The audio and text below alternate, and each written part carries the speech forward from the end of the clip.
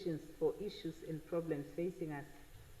Grant us the mercy, O Lord, that we shall today also honor thy name in all we think, do, and say. Almighty God, we pray thee, bless our land and all its people. This all we pray in the name of Jesus Christ our Lord. Amen. Affirmation. I solemnly affirm that I will be faithful to the Republic of Namibia and its people, and I solemnly promise to uphold and defend the Constitution and laws of the Republic of Namibia to the best of my ability.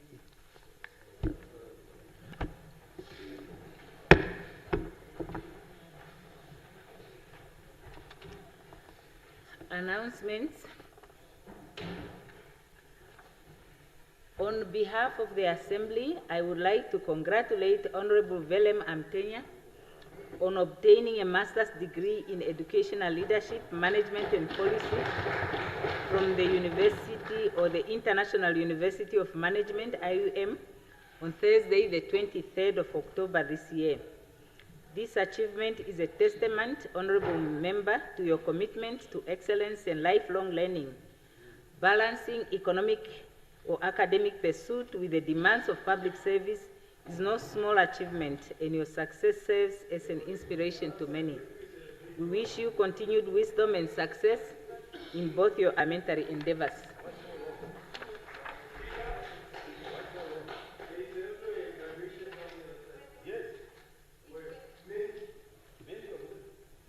Yes, we will be happy to be notified of that, and I will be happy to congratulate all those that have graduated. Yes, honorable members, we agreed that today we would proceed straight to the order of the day because it's the last day that we have to deliberate on the budget. And based on that understanding, I will ask the Secretary to, the first item, is the notice of a motion by the Honorable Deputy Speaker. Does the Honorable Deputy Speaker move the motion? Yes, Honorable Speaker. Who seconds the motion? Okay, agreed to. Honorable Deputy Speaker has the floor. Thank you, Honorable Members, fellow Africans. This report is tabled in accordance with Rule 31, Subclause 3E of the Rules for establishing the functions and procedures of the committees of the National Assembly, and is a culmination of the standing rules and orders concepted of postulation. The draft report seeks to establish the SADC Parliament as a formal institution of the SADC, of the Southern African Development Community, in accordance with Article 9 and 16, Subclause E of the SADC Treaty. This marks a major institutional milestone in the evolution of the regional parliamentary cooperation, transformation of the existing SADC Parliamentary Forum into a regional parliament with consultative and deliberative powers. Namibia, as a host country of the SADC Parliamentary Forum Secretariat, proposed permanent seat of the SADC Parliament, holds a special responsibility to ensure that the protocol is legally sound, operationally feasible, and aligned with the national interest while advancing regional integration, democracy, and good governance. The committee report provides a detailed review of the draft protocol, assessing the legal, technical, and operational soundness of the provisions, the protocol's consistency with Namibia's constitutional and international obligation, its implication for sovereignty, governance, and financial commitment, and a specific recommendation for amendments and clarification to strengthen the text. The committee's objective is to ensure that Namibia's participation in the SADC Parliamentary Forum Parliament contributes effectively to the regional democratic governance while safeguarding the country's constitutional and fiscal interests. The committee further identified several strengths in the draft protocol, including its commitment to democratic governance, regional integration, and gender equality, the harmonization of laws across the SADC region. However, it also noted areas requiring amendment or clarification to enhance the protocol's operational viability and legal precision. And on the score of that, the principal concerns and recommendations include the following. Under Article 4 objective, to introduce a mechanism obliging the SADC Council to respond to recommendations of the SADC Parliament within a defined time frame to avoid institutional redundancy. Article 5, representation to clarify the composition to 5 members plus the presiding officer per member parliament and include fair guidance for bicameral systems. Article 8 on organs, establish the coordination mechanism among parliamentary organs to prevent duplication of functions. Article 11, standing committee, substitute the Secretary General's power to reassign members. The committee's composition should remain a political and not an administrative prerogative. Article 15, Secretariat, require oversight of all resource mobilization activities by the Executive Committee and the Plenary Assembly to ensure accountability.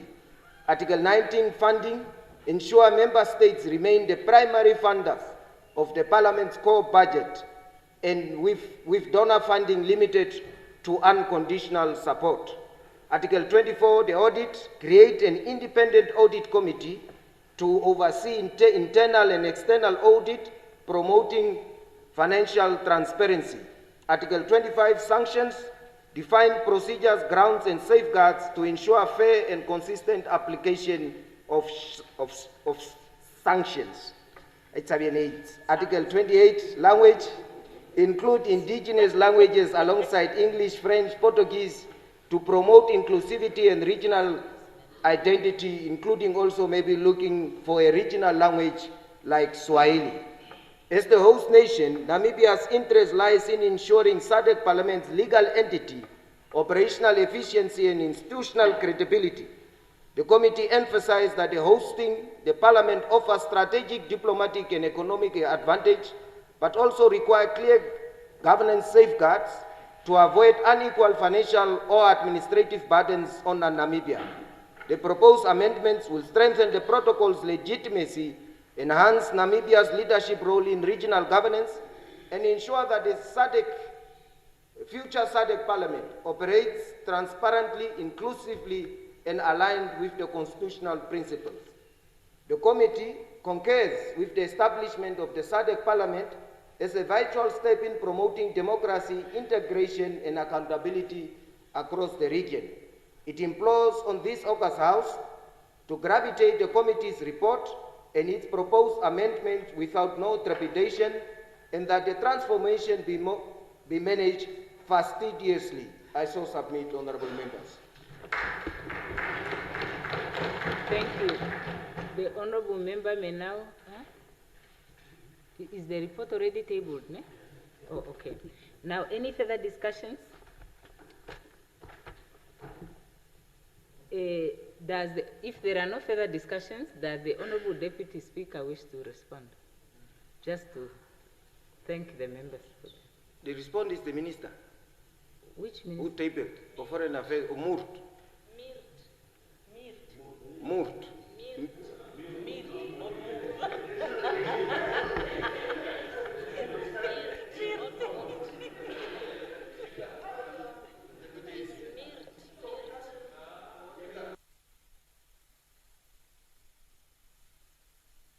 Ambala?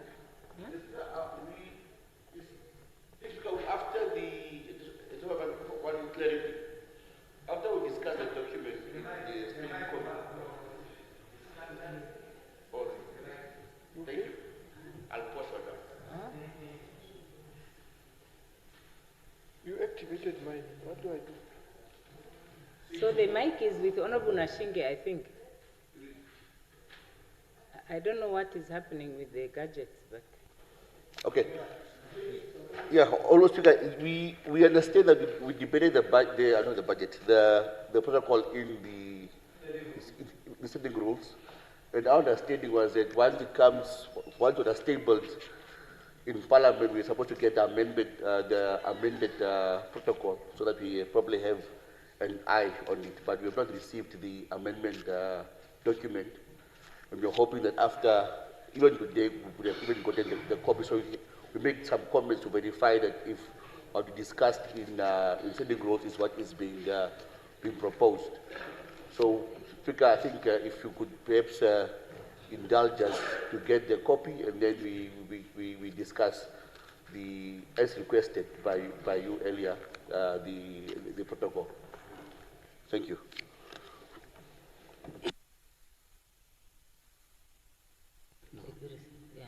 Yeah. Okay. Thank you. I think the Honourable Deputy Speaker would respond, but maybe to respond to the question of the Deputy Speaker before he takes the floor. It is my understanding, according to the rules, that when a matter is referred to the committee will bring a report. If the ministry that is responsible for the ministry that deals with the issue that is being dealt with by the submission wishes to comment, the minister will do so. But it is not a requirement that the minister must respond, because this is a draft protocol that was shared with the Assembly from the SADC Secretariat through the ministry. And the role of the ministry was really to just share the document with us for our input, so that our input can be shared with SADC Secretary, so that we can also influence the way that the protocol looks like when it's finalized. That's first. And now, secondly, on the comment of Honorable Kambara, maybe the Deputy Speaker would want to say something on that. Okay, thank you, Honorable Speaker, Honorable Members, Honorable, maybe through you, I must speak through you to answer. Honorable Kambala, the procedure is once the notice is given, the document is served to the members, precisely for that. So yesterday when I give notice, immediately the draft protocol was distributed. No, it was, either on Telegram. Yeah, it was. It was, honorable members. Telegram. On Telegram it was. I had a copy, and even there in standing rules, we had a draft which we have agreed, all of us, and taken through the document. There was no changes that was made. Huh? You don't have, yeah, say you don't have Telegram, don't say it's not distributed, but it was distributed. Yeah. Yeah. So, yeah, Honorable, I just want to have clarity. What is it that some of the members don't have? Is it the draft protocol, or is it the report from the deliberations of the Standing Rules Committee on the protocol? Which one? The draft protocol is supposed to have been distributed before the meeting of the Standing Rules Committee, because the Standing Rules Committee discussed the draft protocol. What did it discuss if the draft protocol was not distributed? So,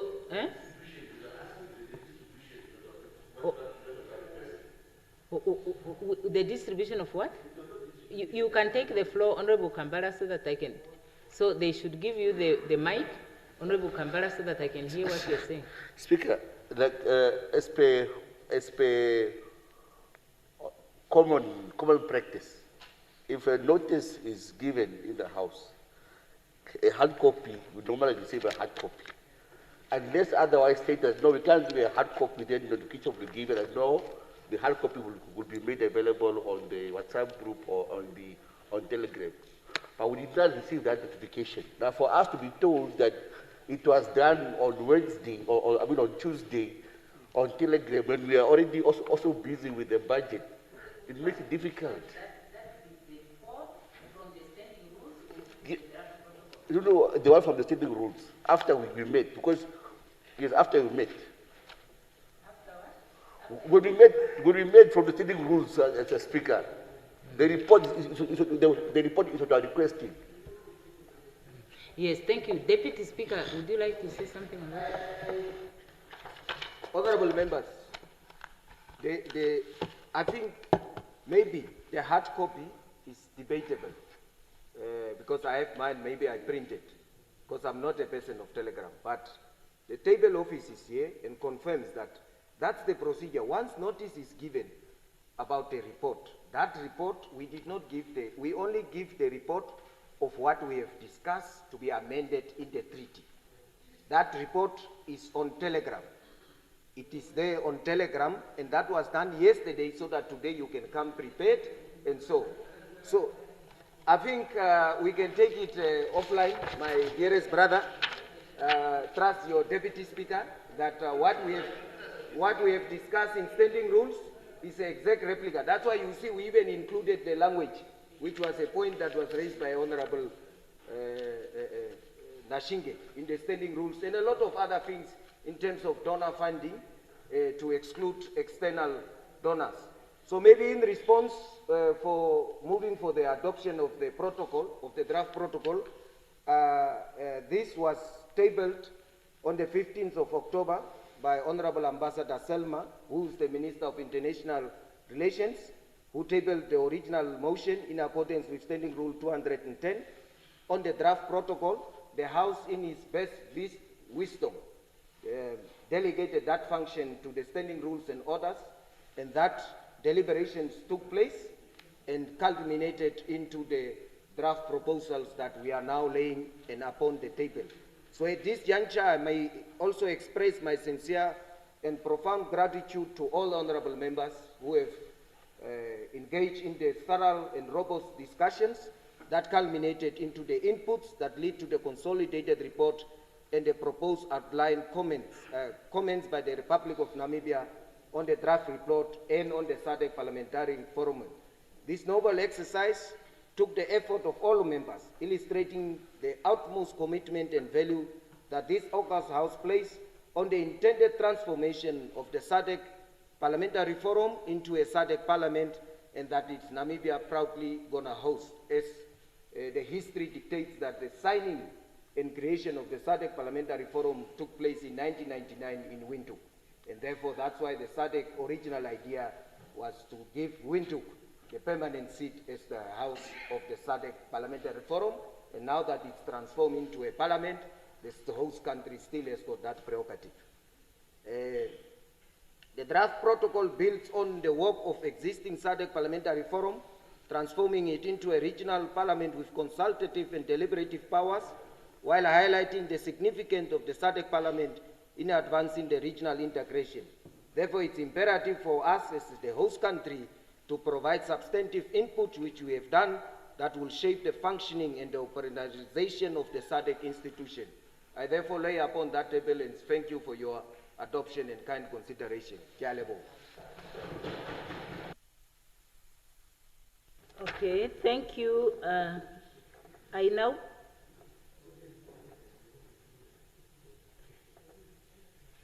now put the question that the report be agreed to. Are there any objections? Okay. Honorable Nekundi, is it a point of some? On what point? Just a clarification, Honorable Speaker. One, just possibly to request table office to make sure that all members of Parliament are on that I group, on the E group. Telegram, the E group, I'm not part of it. And I think the Prime Minister is not part of it. I have no problem, Mr. Speaker. I'm just saying that just make sure that we are all on for ease of all of us. No objection to the issue. No, I'm just saying, oh. No, I'm not objecting. I'm not objecting. I'm saying, Mr. Speaker, there is, it seems the report is on the E group. Now that E group, not all of us are on. I'm just requesting that the table office just ensure that we are all on the E group. I have no quarrel with the proceedings.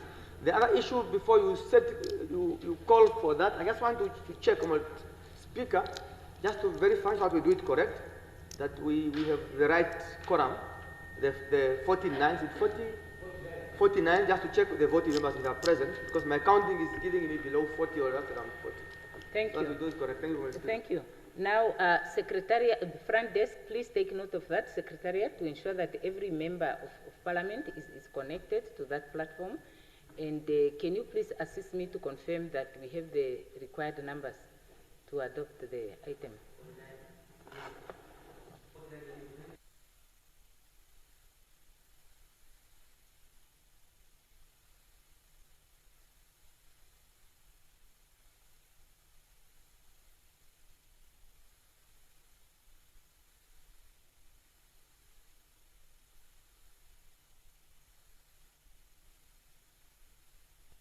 Okay, can all the voting members please rise just so that we know how many people we have here, whether they meet the quorum? Or on both sides, just all the voting members.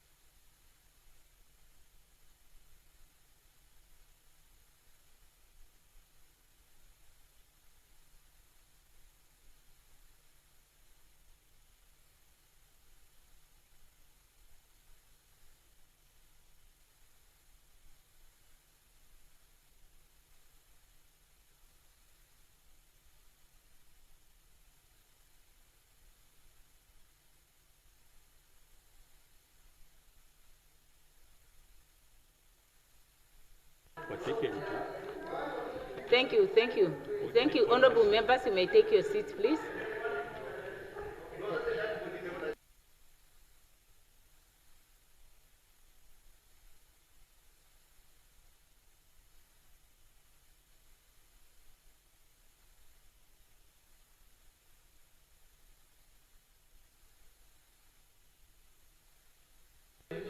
Yes, thank you very much.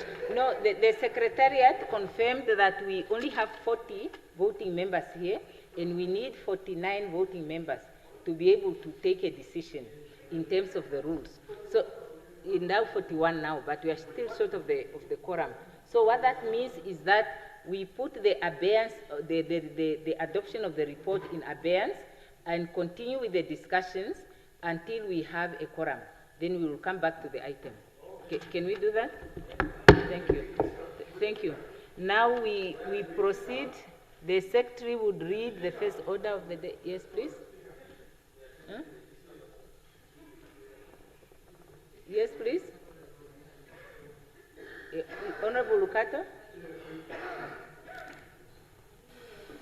Thank you very much, Honorable Speaker, members of Parliament, and also leaders of various political parties. I just raised here for the point of privilege regarding what had happened here.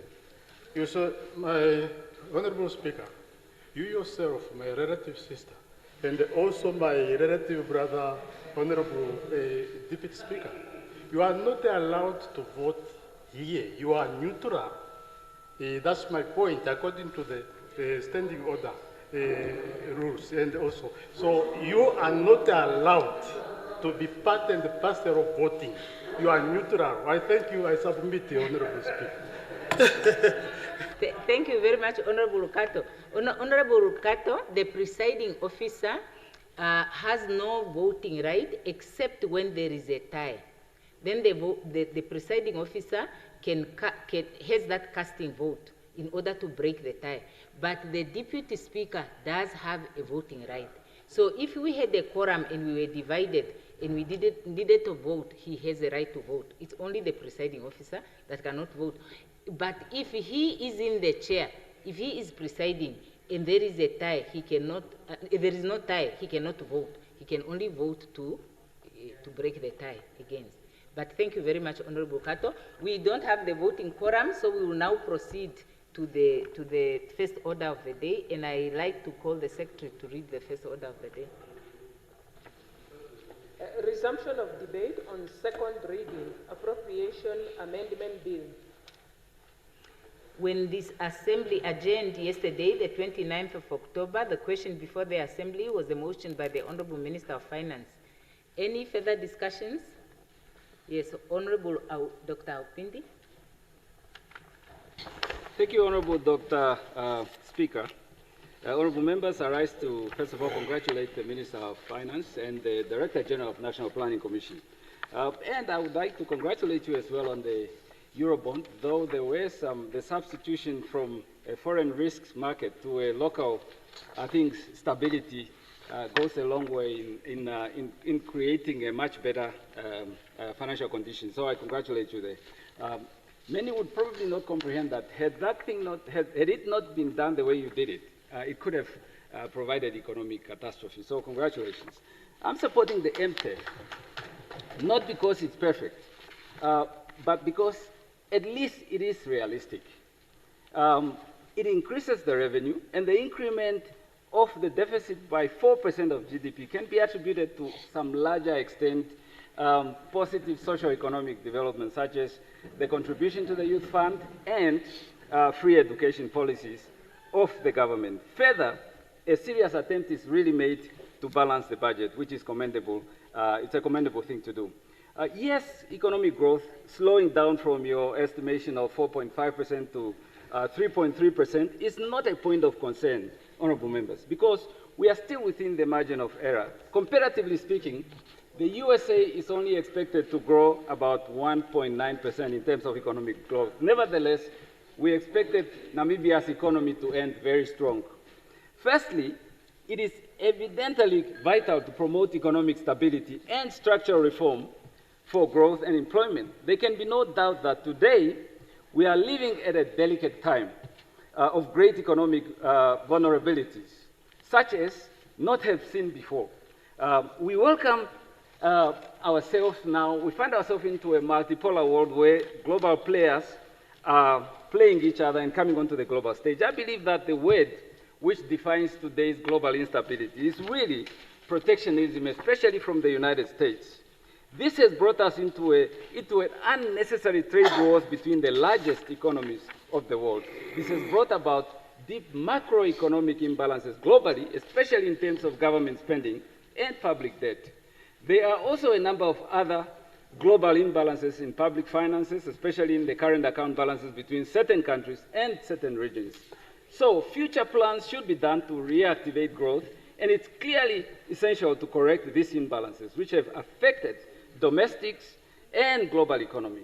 The strength in economic output will be put in part as a result of enormous legislative and policy response, which you are doing in your document, Honorable Minister. This MTEF comes on the back of successive substantial fiscal support, which has boosted economic activities since 2022 and are projected to continue to do so through 2025. This gives a sense of potential positive impact of government's action on the economy, as these packages created positivities toward economic output by 4% in 2022, outperforming the global average, and in fact, outperforming emerging markets. Only sub-Saharan economies are better than Namibian economy at the time, which Namibia is part of. This, I think, is really good economy, Honorable Minister. But we are not out of the wood yet, for even as we speak, we must confront the ballooning public debt. And you have said it yourself, Honorable Minister, how serious it is. The Minister relied on IMF fiscal monitor, and it is important. IMF provided debt management guidelines as a matter of policy, among which the IMF said, and I quote, "The government should regularly publish information on the stock and composition of its debt and financial assets, including their currencies, maturity, interest rate, structures. Parliament, which is the representative, I think, of the Namibian people, should be provided with a full disclosure of that public debt." But I'm appreciative of the common consent that the public debt is a clear and present danger and should be confronted in order to ensure that Namibia's economy is continuously guided into positivity. So globally speaking, though, Honorable Speaker, and as the law-making chamber, we must ask ourselves, what is Namibia's stand on BRICS economy? In 2024, nominal GDP in BRICS economy was 26 trillion US dollars, while G7 was US dollar 45 trillion dollars. However, the GDP PPPs in BRICS economy was 51.6 trillion dollars, while that of G7 was 48 trillion dollars. Namibia cannot ignore BRICS, and a decision must be made for the country to join BRICS economy. There are clear economic indicators which justify our country to join the BRICS country of economics. And then further, honorable members, the Society for Worldwide Interbank Financial Telecommunications System, SWIFT, as a financial infrastructure in recent years, has transcended its traditional role as a natural facilitator of commerce to become an instrument of statecraft. because now we can't receive payment or even trade with a country that is sanctioned by another country. By controlling global payment systems like SWIFT and dollar networks, some states use financial sanctions as a form of foreign policy. Namibia must act to protect its economy by adopting a dual alternative system to protect its financial structure and reduce new risks coming from the global market. Financial intelligence Namibia and the Assistant of Bank of Namibia must be serious about Namibia's economy because when you look at the northern towns of Katima, Rundu, Katwitwi, Oshikango, these places, when one looks at them, they used to be cash cows. They used to boom. They used to be centers of trade, mainly because of cash-driven economy, and generally cash movements brought by the Angolan traders. Angola, of course, is our sister country, which hosted some of us during the liberation struggle of Namibia. They lived with us, suffered with us, and many of them died with our people. However, today, when we are enjoying our freedom and independence, thanks to the sacrifices of many Angolans, we want to cut them off. We need to relax regulation on cash amounts and cash payment in order for the economy of these places to start picking up again. In 2023, we had to pass progressive laws, apparently to prevent us from being grey-listed by the Financial Action Task Force. Honorable members, we still ended up being grey-listed, and that agenda didn't work. So we cannot play to some globalist agenda while the reality on the ground in Namibia is different. Let's relax regulation to suit our local dynamics. And the recent economic petroleum discovery, commercially viable discovery in the Orange Basin, bring about economic opportunities for the country. However, it could propel Namibia into a dynamic and global player in oil and gas. And I said could, because we can easily move from a position of has been to didn't we almost have it all. Because oil and gas is not play games. Because a discovery is just the first step. After many years of risk undertaking in terms of exploration work program, what we now need to do, the companies are doing evaluation on whether they are going to go into production. And when you enter production, it will take you another 5 to 10 years before you actually pull out the first barrel. But during that time, we need to be steady. This is a critical time in the country, and we need to provide strategic leadership, because any perceived lack of vision could lead to investors abandoning work programs. And once that is done, we can forget about production. And once that is, and you can't even bring in another investor because you have a petroleum sharing contract which is signed. And if you bring in another investor, they will declare force majeure, and your oil will be sanctioned by the global community. Now, NDP 6, lastly, Madam Speaker, talks about mineral beneficiations, which is really, really good. A policy which I think the President of the Republic has pushed aggressively, even as we were drafting some of the document, including the Swapo Party Manifesto, for the benefit that natural resources must be exploited for the benefit of Namibia. And if you look at this fine policy, Namibia is the only one. Namibia is top 3 highest producer of the uranium ore. But if you look at it, it is the only one in the top 5 that hasn't developed a nuclear industry. These are great economic opportunities, honorable members. I believe that with the policy of beneficiation, complemented by this great budget, as we continue to enter larger and deeper water, Namibia can only grow. And if we take advantage of that opportunity, Namibia can truly become the center of the world. Unconditionally, I support this MTF, and I thank you very much. I now give the floor to Honorable Ipumbu.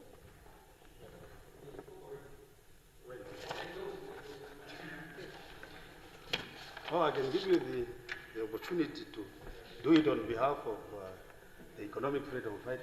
Yeah. Thank you very much, Honorable Speaker. Let me join the colleagues to contribute to the mid-year budget review for 2025-2026 tabled by the Honorable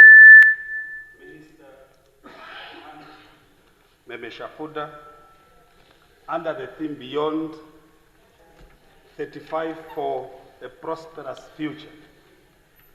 As much as we are appreciating, Honorable Minister, the question remains, prosperous for whom? Because the reality, our people live daily unemployed, hunger and landlessness, tells a story far removed from the promises of this document. Yes, the global economy is under strain, and yes, physical space is tight. But difficult times demand bold leadership, not recycled austerity. What we see here is not prudence. It is paralysis, not disciplines, but surrender to international financials at the expense of our people. The economic slowdown and illusion of growth, the minister reversed growth from 4.5% to 3.3%, a 1.2% decline. Behind those numbers are thousands of jobs not created and families trapped in poverty. Manufacturing, the engine of industrialization, is in free fall. Growth in secondary industries dropped from 3% to a 1.9%. Declines in diamond processing, cement, and copper production means fewer factories, fewer jobs, and more hunger. And what is government response? Empty rhetoric about efficiency. Where is the industrial revival plan? Where is the stimulus package to rescue our economy from stagnation? We must ask, what kind of economy are we building? One that serves our people, or one that pleases the IMF and the World Bank?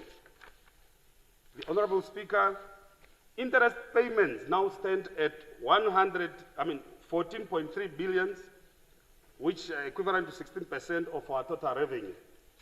Imagine what 14.3 billion could do.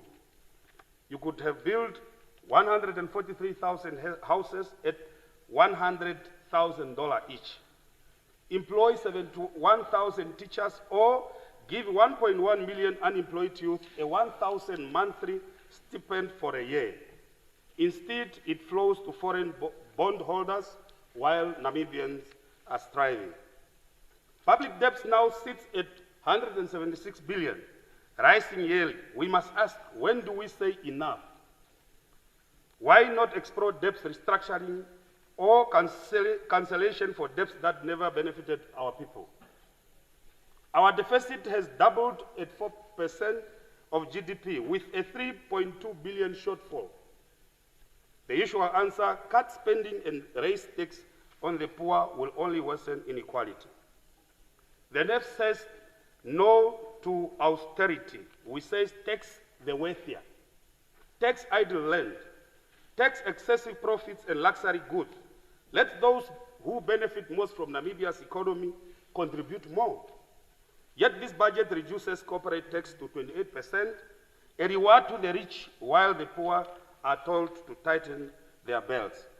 This is not policy, it is class warfare against the poor. We are told 665 teachers will be recruited for 151 million. That is progressive, yes, but far from enough. Classrooms of 70 learners remain common. Teachers are burnt out and underpaid. Where is investment in early childhood education?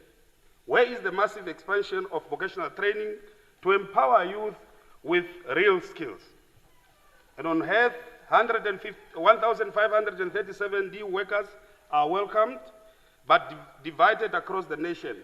This barely scratches the surface. You can visit Kadutura Hospital or Shakati Hospital. They are overcrowded, understaffed, and under-resourced. We have infrastructure without personnel. Buildings don't heal people. Doctors, nurses, and medicines do. And still, there is no plan to address our cancer crisis. We recently lost our president, may soul rest in peace, of cancer, yet thousands of patients today suffer without treatment. This silence is not only a policy failure, it is a moral failure. 35 years after independence, land ownership still mirrors colonial inequality. 6% of the population still owns most of the land, yet the budget speaks of new townships. Not redistribution, not expropriation, not justice. We need a radical land reform, tax idle land, expropriate unproductive farms, and give land to those who till it. Honorable Speaker, The NEF rejects a budget that merely manages poverty. We demand a budget that transforms societies. That means industrialization to create jobs, progressive taxation to fund services, debt restructuring to free our people from burdens, universal housing and sanitation for dignity, and public investment in education and healthcare for all. The Namibians are tired of waiting, tired of empty promises, tired of budget that gives crumbs to the many while feasts are reserved for the few. History will judge those who had the power to act but chose comfort over courage. We in the NEF chose courage. We chose the people. And we say, Aluta continua. The struggle for economic emancipation continue.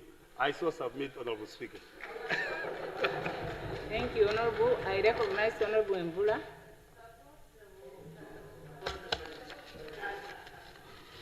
Honorable Speaker, honorable members, in recognition of the enshrined duty of the Minister of Finance under Article 126, sub-Article 1 of the Namibian Constitution, and in my capacity as a member of this August House, I present the Landless People's Movement contribution in response to the medium-term expenditure framework review tabled by the Honorable Minister. The MTEF, as a mid-year budget review, provides a comprehensive update on economic performance and the effectiveness of public finance management, while outlining essential policy adjustments. A well-designed MTEF enhances fiscal discipline, allocative efficiency, operational effectiveness, transparency, and accountability. Budget proposals must include detailed objectives, outputs, measurable outcomes, and pragmatic performance indicators with clear targets for monitoring and evaluation. Honorable Speaker, honorable members, allow me to elaborate on the critical importance of a time-bound monitoring and evaluation mechanism that underpins implementation outcomes.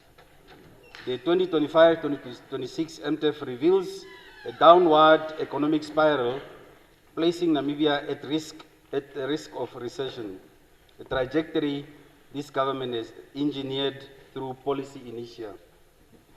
A glaring omission of the absence of measurable indicators aligned with NDP 6 and prior frameworks, I repeat, a glaring omission of the absence of measurable indicators aligned with NDP 6 and prior frameworks.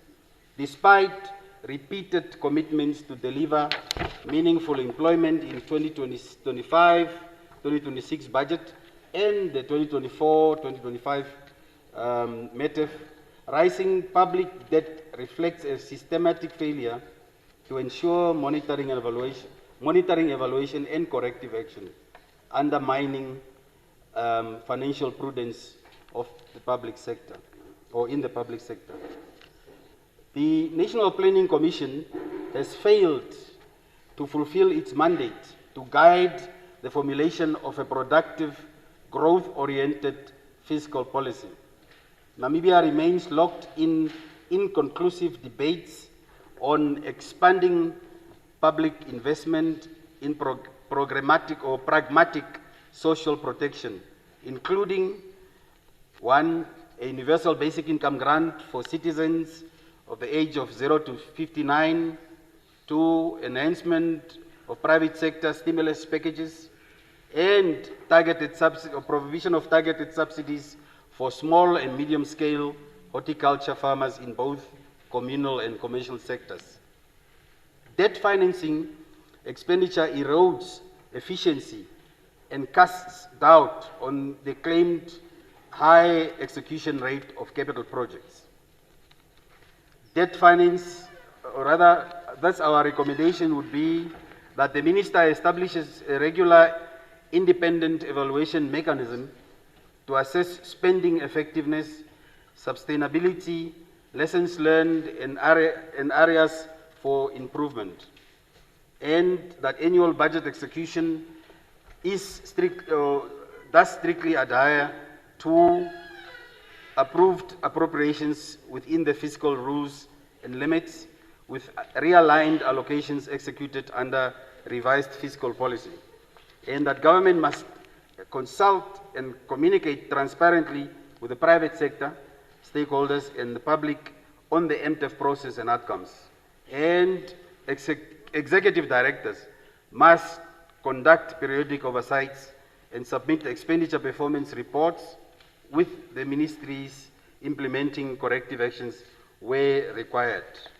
Honorable Speaker, honorable members, on the economic sectors, as far as agriculture and food security is concerned, the Honorable Minister reports that of the 11 green schemes that we have in the country, only 3 of them, which is Sikondo, Ndongalinena, and Etunda, are operational, producing a combined 8,520 tons of non-processed crops such as potatoes, onions, maize, across 1,927 hectares. This output is unacceptable for a nation facing food insecurity. More alarming is the minister's silence on the Nekatal Dam, a $5.5 billion taxpayer-funded project which now idles or has been idled for 6 years. This infrastructure has the potential to irrigate up to 20,000 hectares, generate 13,400 tons of staple foods, and create 11,000 direct jobs, including high-value lucerne production, which we currently heavily import from South Africa. During its construction, this project employed 3,000 workers. According to the United Nations Fund for Population program, 43.3% of Namibians live in multidimensional poverty, and these dimensions are health, education, and the living standard. We cannot afford further delays in activating the Nekatal project which can bolster food security and transform the arid south. The project includes 2,000 hectares of irrigatable land, exceeding the combined area of the 3 active northern-based schemes. Yet, it remains dormant due to stalled bidder appointments and incomplete smallholder plot designs. In this context, our recommendations are thus that we need to leverage the President's Public-Private Engagement Forum, which was launched last week, I think, or this week, as well as in order to secure the $2 billion in blended financing and appoint a bidder by the first quarter of 2026. Increase FDAM construction in the northern regions from the current forecasted 1 FDAM per region to 12 dams annually for the 2027-2029 financial years, and scaled to water demand and drought resilience needs. Introduce a 150 million revolving subsidy fund through the Agribank for borehole drilling by small and medium scale horticulture farmers that are utilizing less than 10 hectares of land at 2% interest. On the housing and land servicing, a 2022 NUST, or Namibia University of Science and Technology study by Manare Royal Mabekeng attributes poor revenue collection by local authorities to ineffective land administration, a key driver of slow land delivery in urban poverty. Since 1992, Honorable Speaker, honorable members, reception areas created by these local authorities were intended as temporary solutions, but the poor servicing management have led to overcrowding and informality, disproportionately affecting women and children. The tenure security is a proven tool for poverty reduction and economic empowerment, as per the World Bank report of 2023. Yet fiscal policy remains silent on the accelerating the flexible land tenure system pilot. The lenders must be granted unserviced land with clear pathways to engage local authorities and development partners for servicing. While commending government's housing effort, the fiscal policy must prioritize the following: increased direct allocations to the Sheikh Dwellers Federation of Namibia to upscale low-cost housing delivery in informal settlements. Review the Build Together program by increasing the beneficiary caps and raise the revolving credit line from $80,000 to $120,000. Ensure permission to occupy, or PTOs as they are known, issuance by local authority is depoliticized and expedited. The Ministry of Urban and Rural Development must amend restrictive clauses in the Local Authority Act to enable service light and land allocation to meet urban demand. Honorable Speaker, honorable members, on the fiscal policy priorities, we need to redirect the resources to or from non-productive public wage bills toward innovative, youth-oriented, gender equality or equitable job creation in high growth sectors.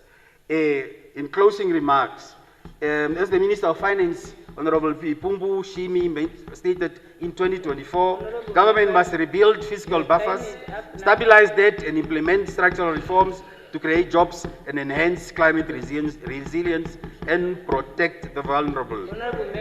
With or in view of the outlined intricacies and your anticipated consideration of that, we support the... Yes. Yeah, the other members are lining up. Today is the last day. Honorable Muton, please let's try to fit within the 10 minutes so that we can all have an opportunity to participate.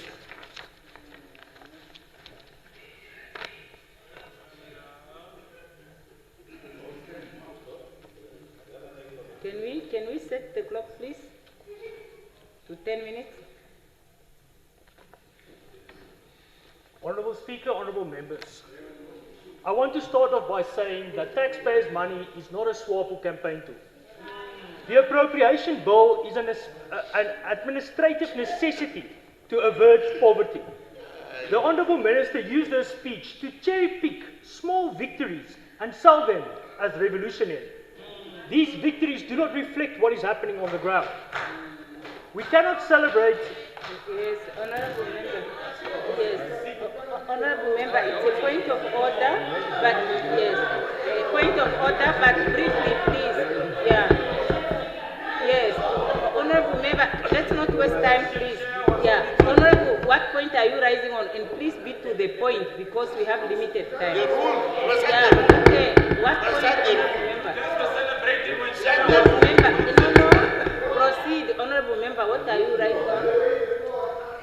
Honorable Nekundi, can you address the presiding officer? Honorable Speaker, I rise here just to get what needs them to be consistency. In your absence, the deputy was sharing, an order was made that we must not utter words that denominate other political parties. I just want to check whether that is now receded. So which one is that one? So your deputy, in your absence, have ruled that way. Okay, what is it that that is allowed because he attacked to SWAPO. He attacked SWAPO. Yeah, okay. I just want to know that when we take then the floor, it's out that we are not called out of order. Yes. Because on that day we're called out of order, and we may not say that. Okay. Now it is now go back.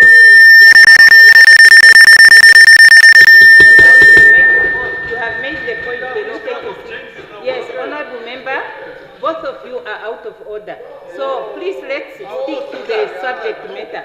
Yeah, you are out of order to rise on the issue of politicking. He is out of order by politicizing. Let's talk to the budget. 10 minutes. 10 minutes, Honourable Member. 10 minutes. Can we please proceed with the budget? Continue, brother.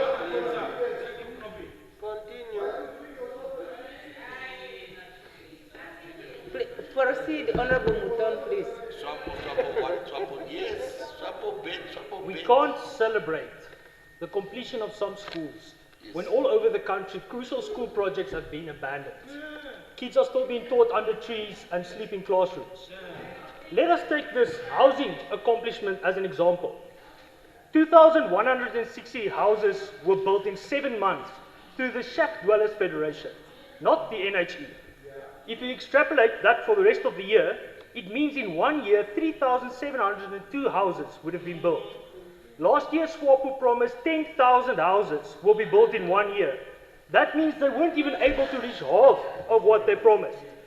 This is a failure and not worth celebrating.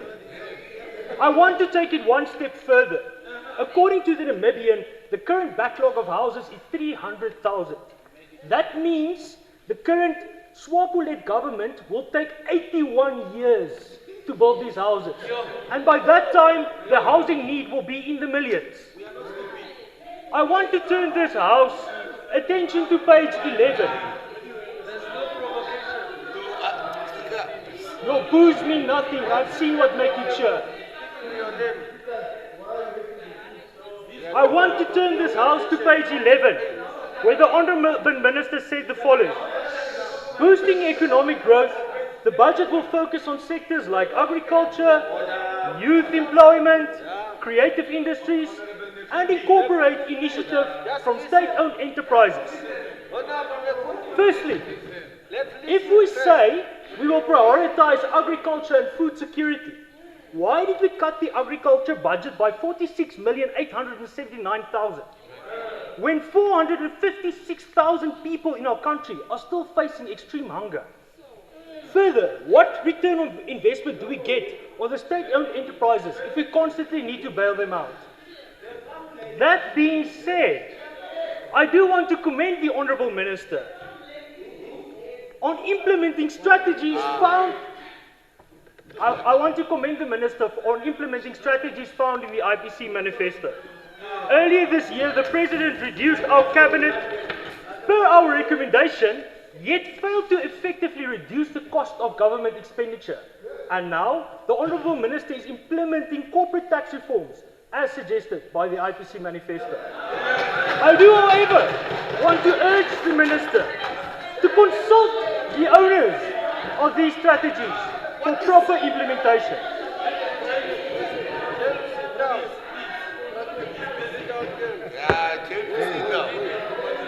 When we have a look at page 13, the Minister indicated that our development budget is a mere 9.6 billion, while the interest on our debt is 13.7 billion for this financial year.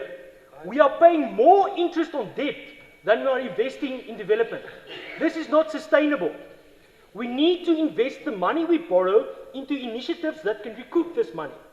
To put things further into perspective, the Euro bond that was paid off yesterday is less than our yearly interest.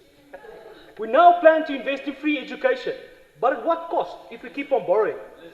Having free tertiary education is commendable and something that we should strive towards. But what good is it if the job market can't absorb these white-collar workers? We are facing unprecedented unemployment rates with graduates on the streets.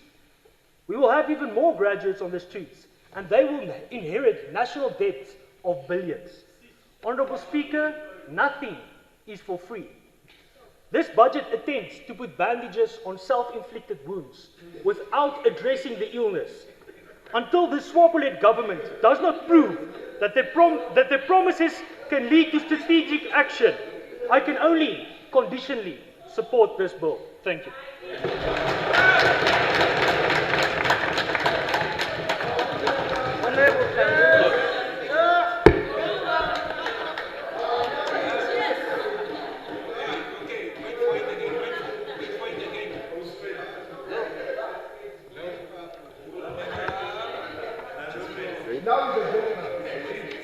Thank you very much, Honourable Speaker. Honourable Speaker, I rise to contribute to the debate on the Appropriate Amendment Bill, as tabled by the Honourable Minister of Finance. Thank you very much, Honourable Minister. This bill that seeks to amend the Appropriate Act of 2025, primarily to reallocate funds between votes to votes, possibly to meet the financial challenging requirement of state for the remainder of fiscal year ending 31st March 2026. While the total appropriation remain largely unchanged at 9.4 billion. The internal shift in allocation revealed government evoking priorities, physical pressure, and to that they have to adjust. And this adjustment may be understandable in a constrained economical environment. However, they must still be guided by the principle of equity, accountability, and the strategic foresight. Honorable Speaker, honorable member, as the shadow ministers of Defense and Veteran Affairs, I wish to draw your attention to the reduction in the defense budget from the 7.494 billion to the 7.483 billion. That represents a cut of 11 million. Very much concerning, Honorable Speaker, honorable member. Suppose I was Honorable Shafuda, such a reduction couldn't be advisable at all. Though this may appear minimum in papers or by papers, it is implication for a sector that is already operating under budget require never a further overlooked. The Namibian Defence Force continue to face significant operational challenge from aging and dilapidated infrastructures, inadequate equipment, nor the welfare concerned amongst the members of the force in related to decent salaries and other needs, albeit an urgent transformational, modernization, and technological advancement that is required in the force in order to be effective and competitive. At this time, when our border face increase in risks, smuggling, human trafficking, and illegal resource exploitation alongside our coastal town and our coastal line, and when the military is often called upon humanitarian and disaster relief operations, particularly during rain and flood season, defense funding may inadvertently undermine the national preparedness of our soldiers and even the morale of our troops. Such a reduction wasn't reasonable at all.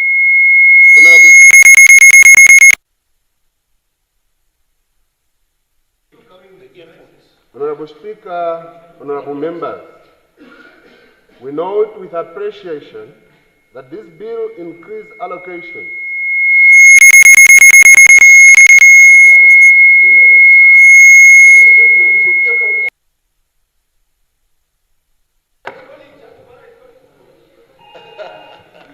Honorable Speaker, honorable members, I think someone is trying to sabotage. Honorable Nekundi, please.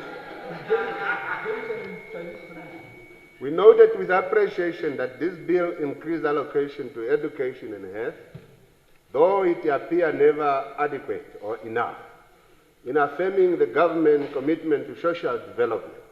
However, there must be a balance between social investment and national security. Development cannot flourish in an environment of instabilities. Instabilities cannot be maintained without capable and well-resourced defense force. In fact, though in our collective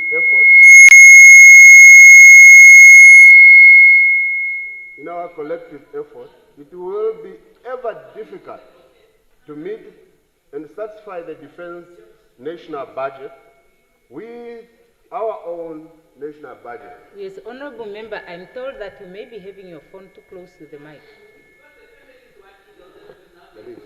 Yeah, no. Okay, let's try that. Development cannot flourish in environment of instabilities, and stability cannot be maintained without a capable and well-resourced defense force. In fact, though in our collective effort, it will be ever difficult to meet and satisfy defense budget with the national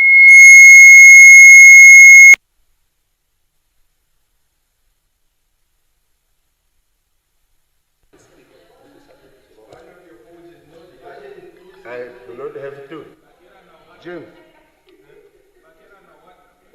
with the national budget, Speaker, what I mean here is this reduction of 11 million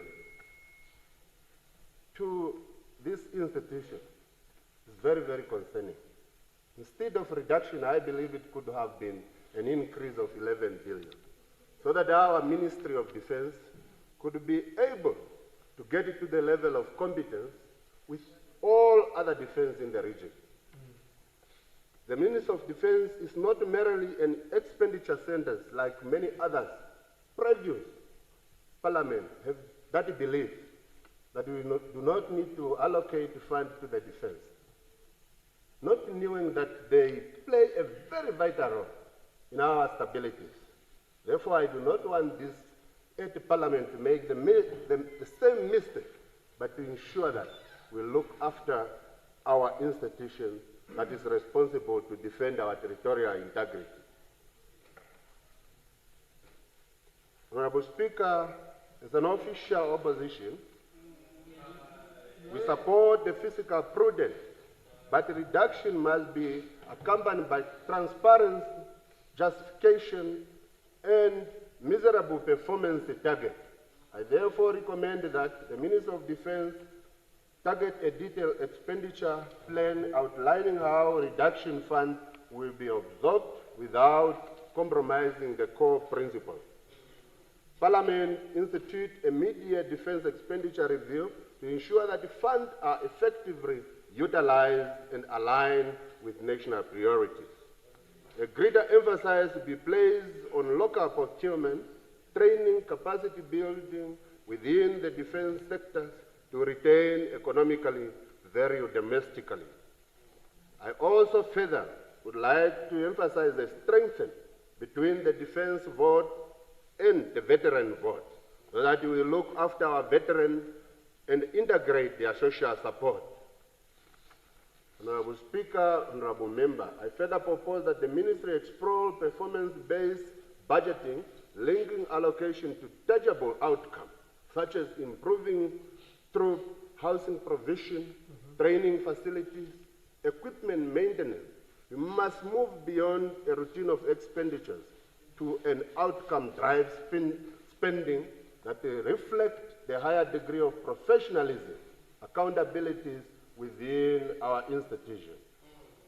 In conclusion, Honorable Speaker, Honorable Members, while the Appropriation Amendment Bill demonstrated the physical discipline, it is also a reminder to us for national security is not just a luxury, it is a foundation upon which socio-economic progression depends.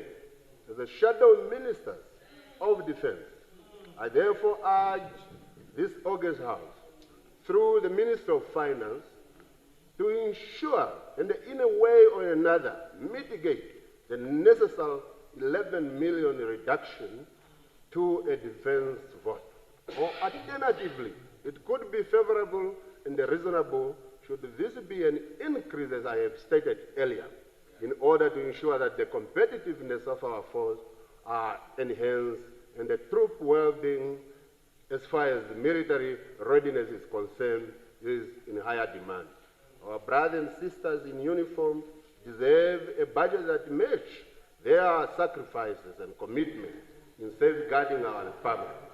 Let us ensure that Namibia peace and stability remain a non-negotiable priority, even amid the demand of funds. In light of the indicated observation and circumstances that we find ourselves as a nation, it remains our constitutional obligation to support the bill, though with some reservation. I so thank you, Honorable Speaker. Thank you, Honorable Member. We will hear one last person before we go for break. Honorable Swartboy is not here. Honorable Nanyeni.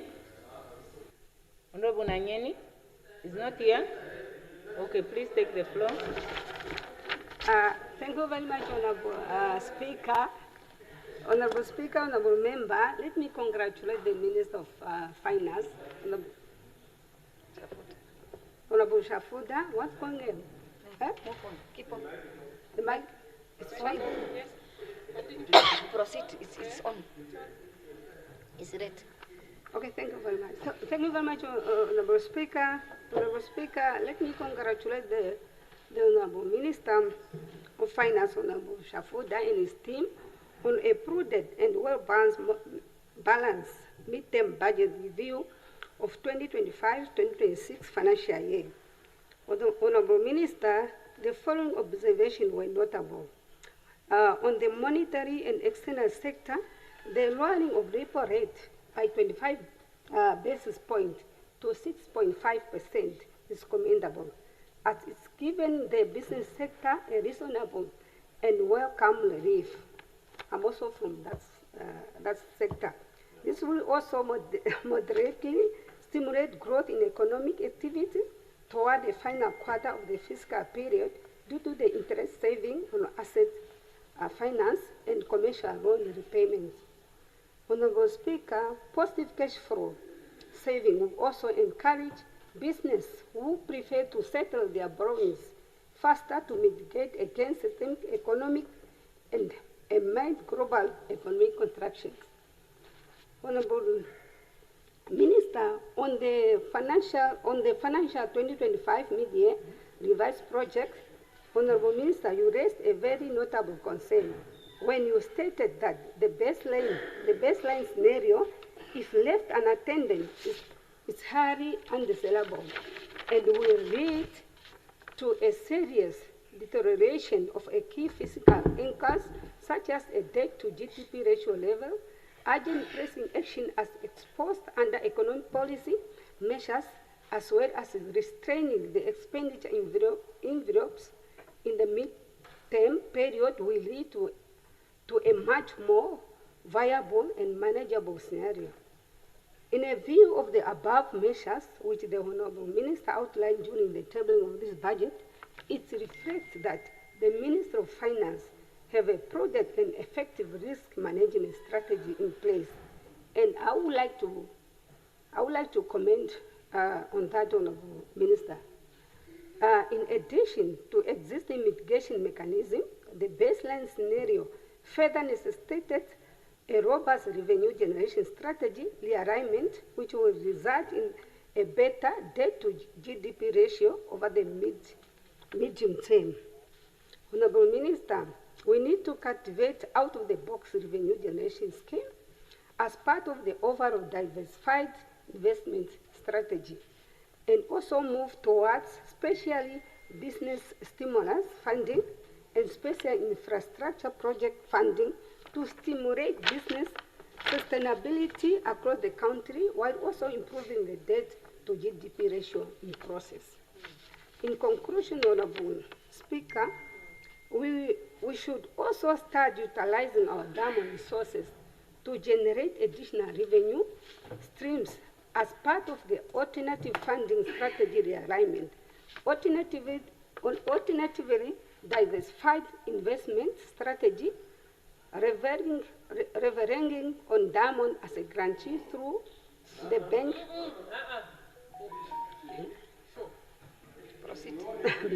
Through the Bank of Namibia custodianship. With that few words, I support the budget. I thank you. Yes, thank you.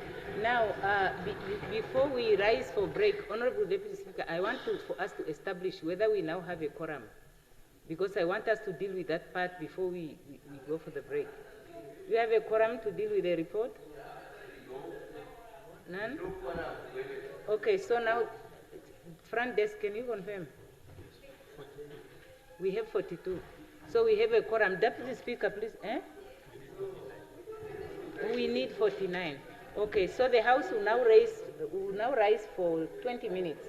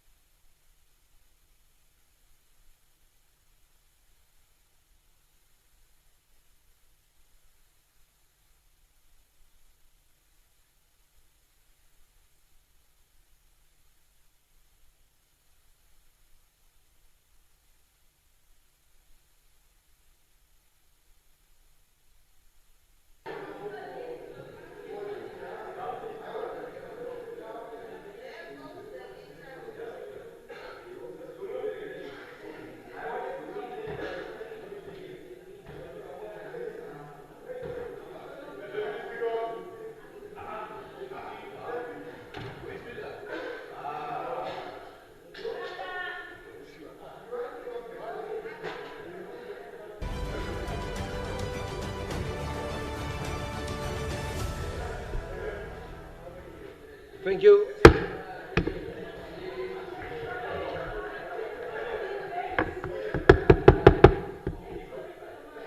Thank you, honorable members. The session is called to order. Where were we? Hello. Thank you. Huh? Who? Who?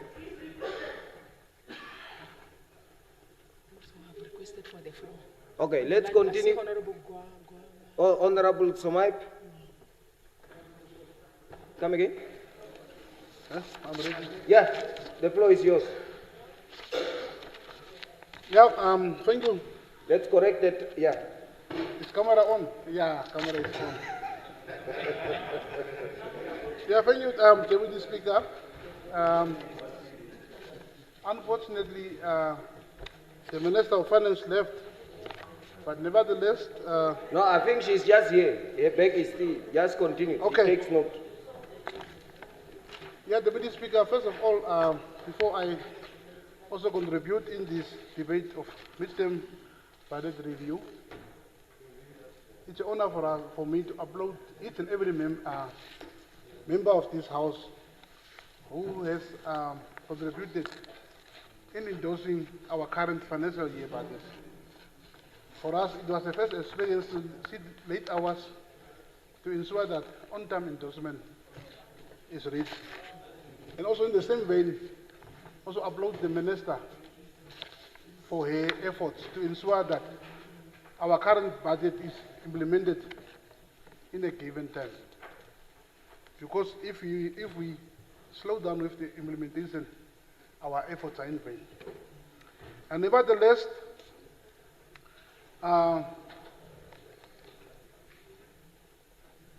it's with a grave concern that the revised GDP growth is sliding down from 4.5% to 3.3%.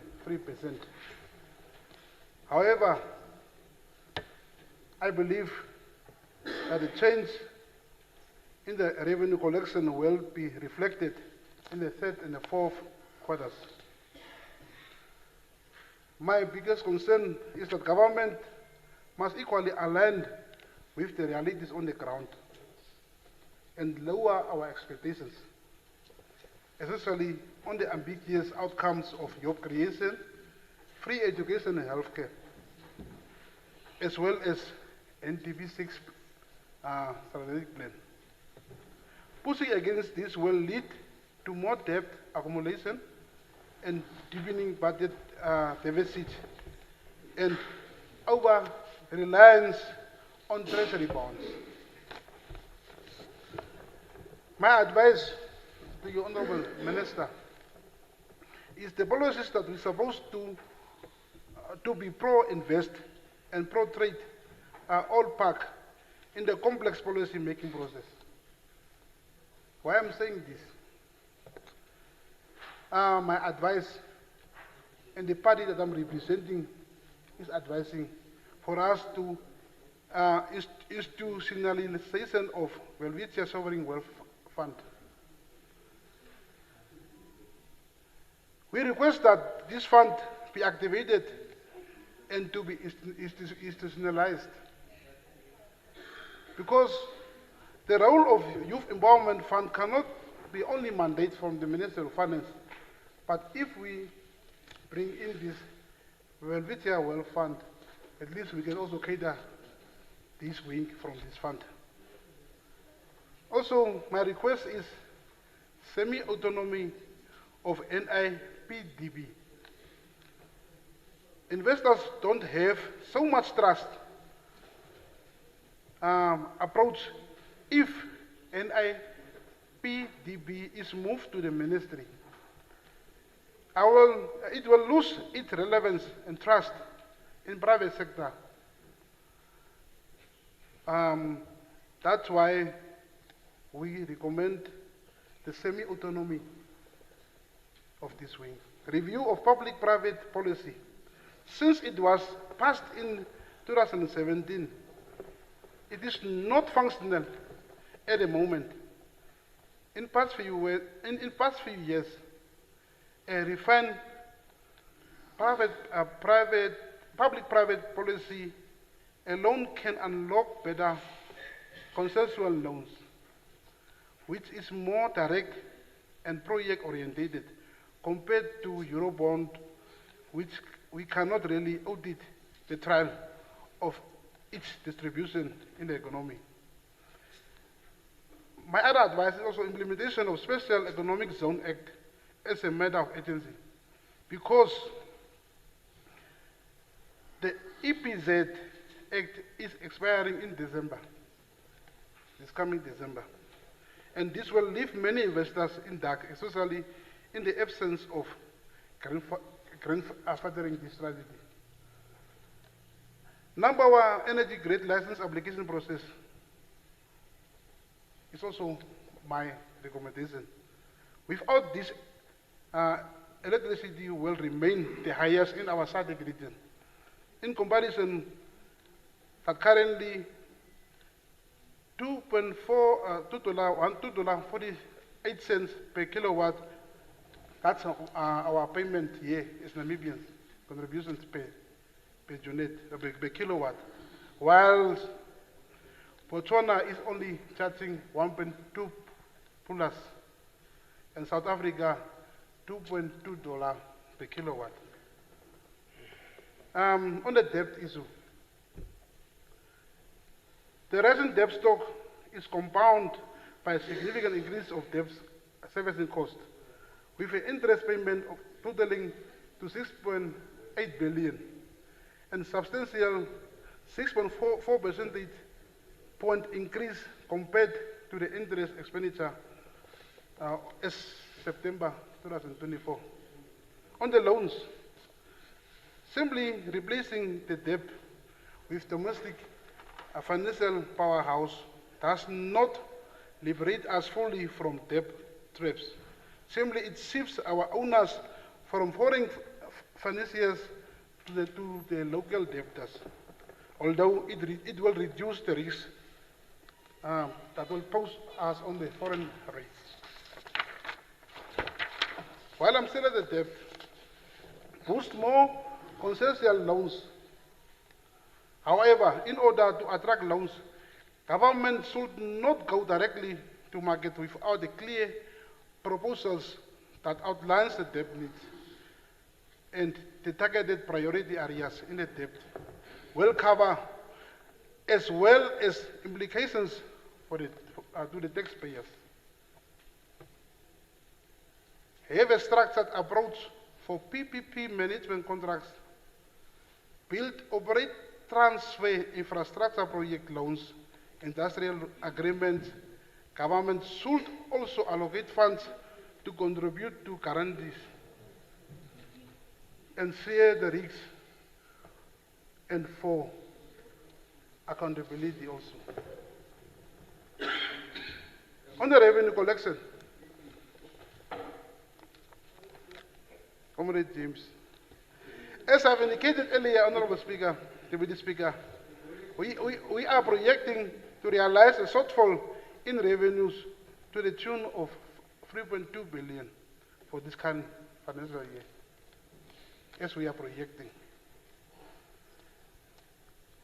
Before I sit down, I'm proposing that we are talking about free education, but to provide free quality and free education rather than just free education must be the order.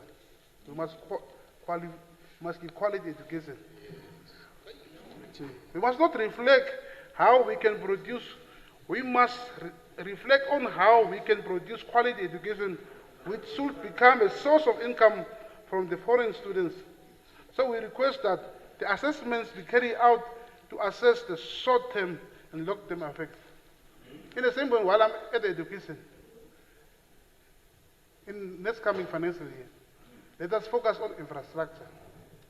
Because we are building schools without accommodation, and very sadly, teachers are forced to stay in sack houses and clay houses. So what I'm recommending is instead of administration, let's also invest more in infrastructure in terms of accommodation. So I submit. Thank you. Thank you, Honorable Member. Yeah, I remember there was Honorable James and Honorable Swatboy, but my screen, you can have the floor, but...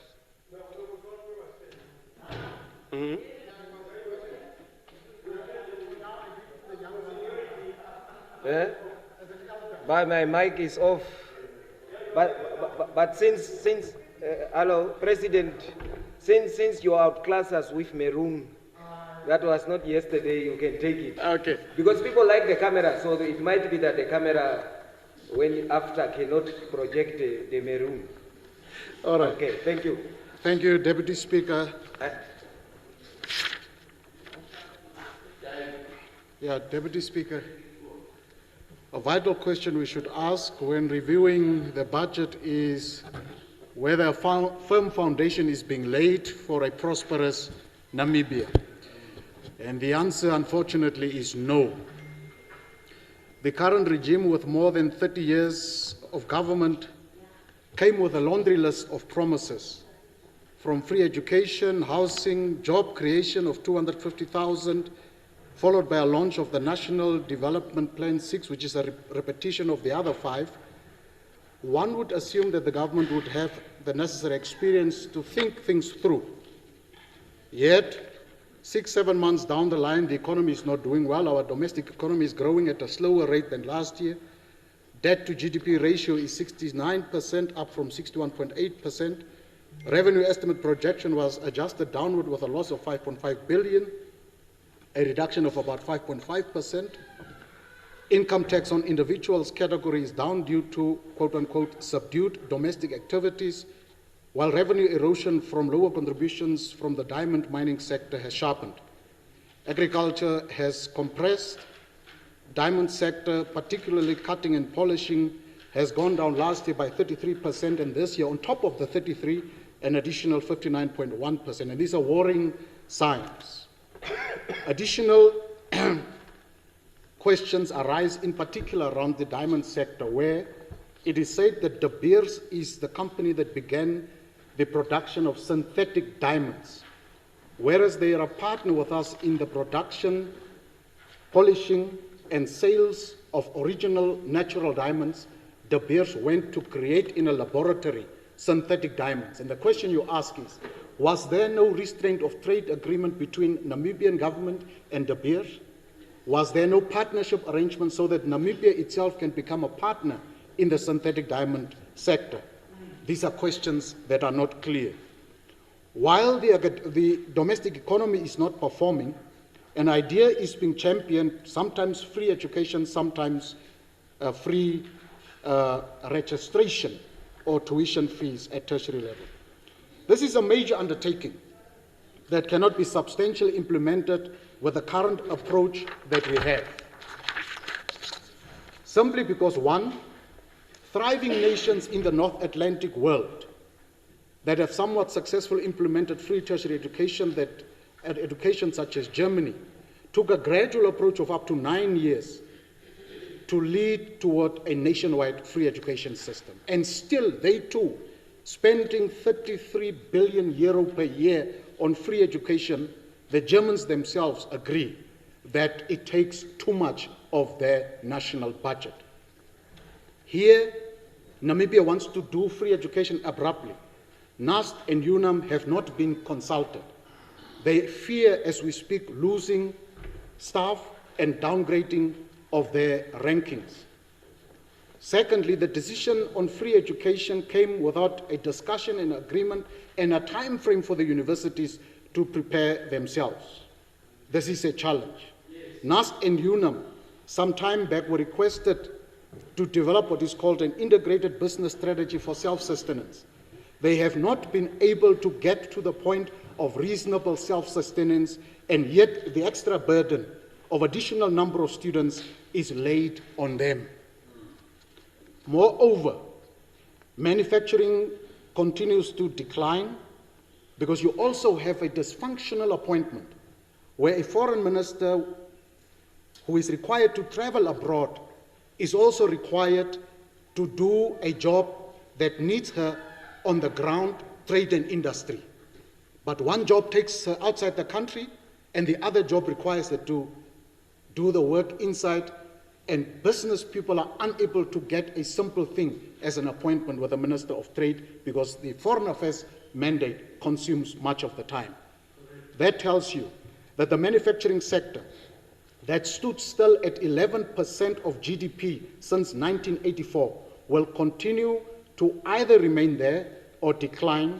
And what it now shows is that the economy is projected to slow down to 3.3% in this year, compared to the initial to the initial estimates of a growth of 4.5 that was made last year.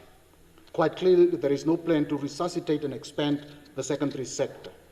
Construction of houses was a major promise, but now from that sector, an amount of close to 60 million is been taken away and given to what is called free education.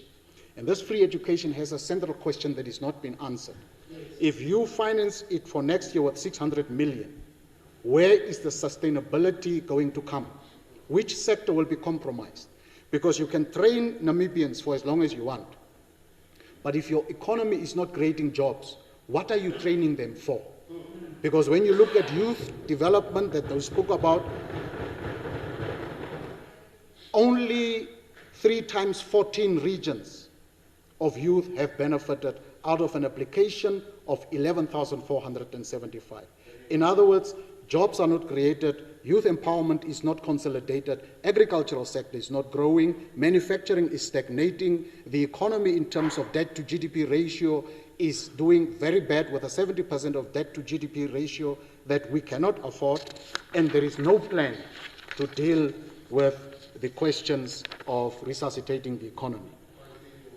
The health sector is now receiving 185 million extra merely to recruit 1,537 health personnel.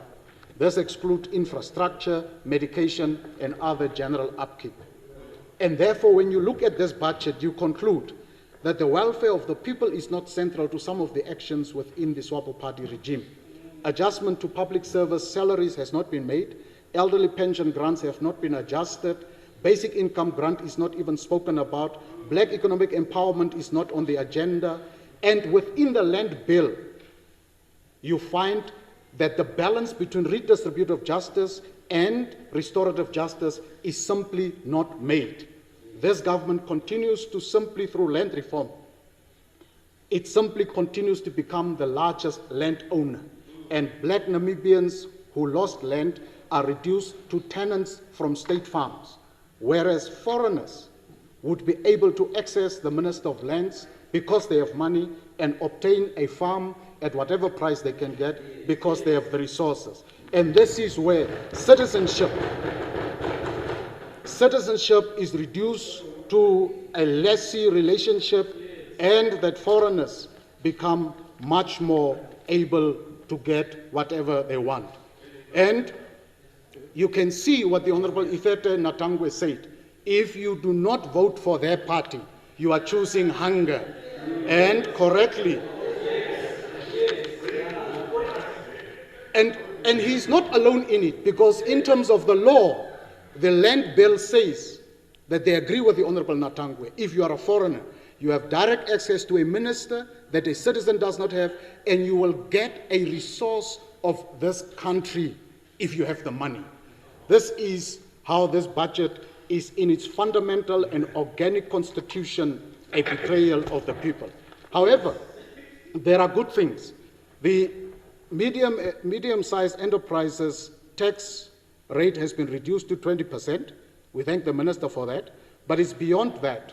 There must be other additional reforms that must be made, thank you, Deputy Speaker, to enhance the medium-sized enterprises to grow further and faster. Local authority reform must be urgent. And what we are seeing is a shift that the government will now use parastatal balance sheets to go for extra loans, and that they will focus apparently on parastatals to create more jobs. But the record does not show any strength of a guaranteed success of the new strategy where parastatals will be the center of job creation, because the history of parastatals simply does not indicate that reality. On the whole, we recognize the challenges that the government has. All countries, big and small, go for borrowing. That we know. All countries have a financial squeeze. That we know.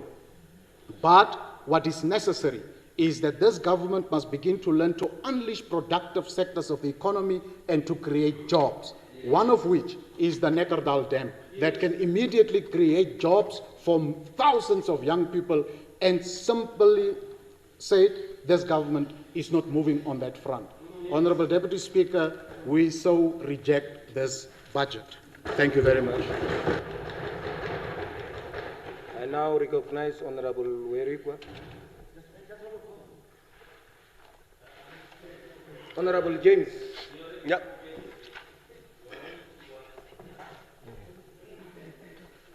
Thank you very much, Honorable Speaker. I would like, first of all, to thank the Honorable Minister for the display of your understanding, the administrative. Honorable Speaker, am I protected?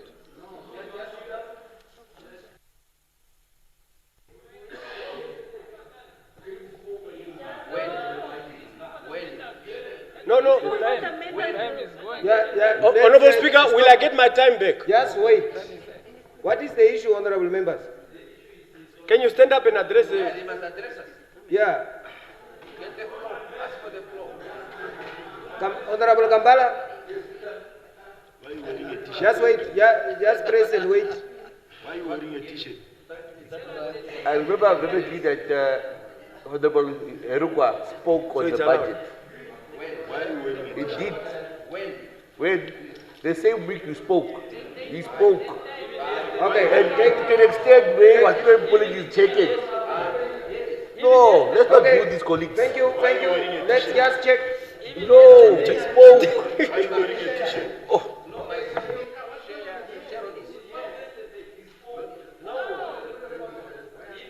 Why are you wearing a t-shirt?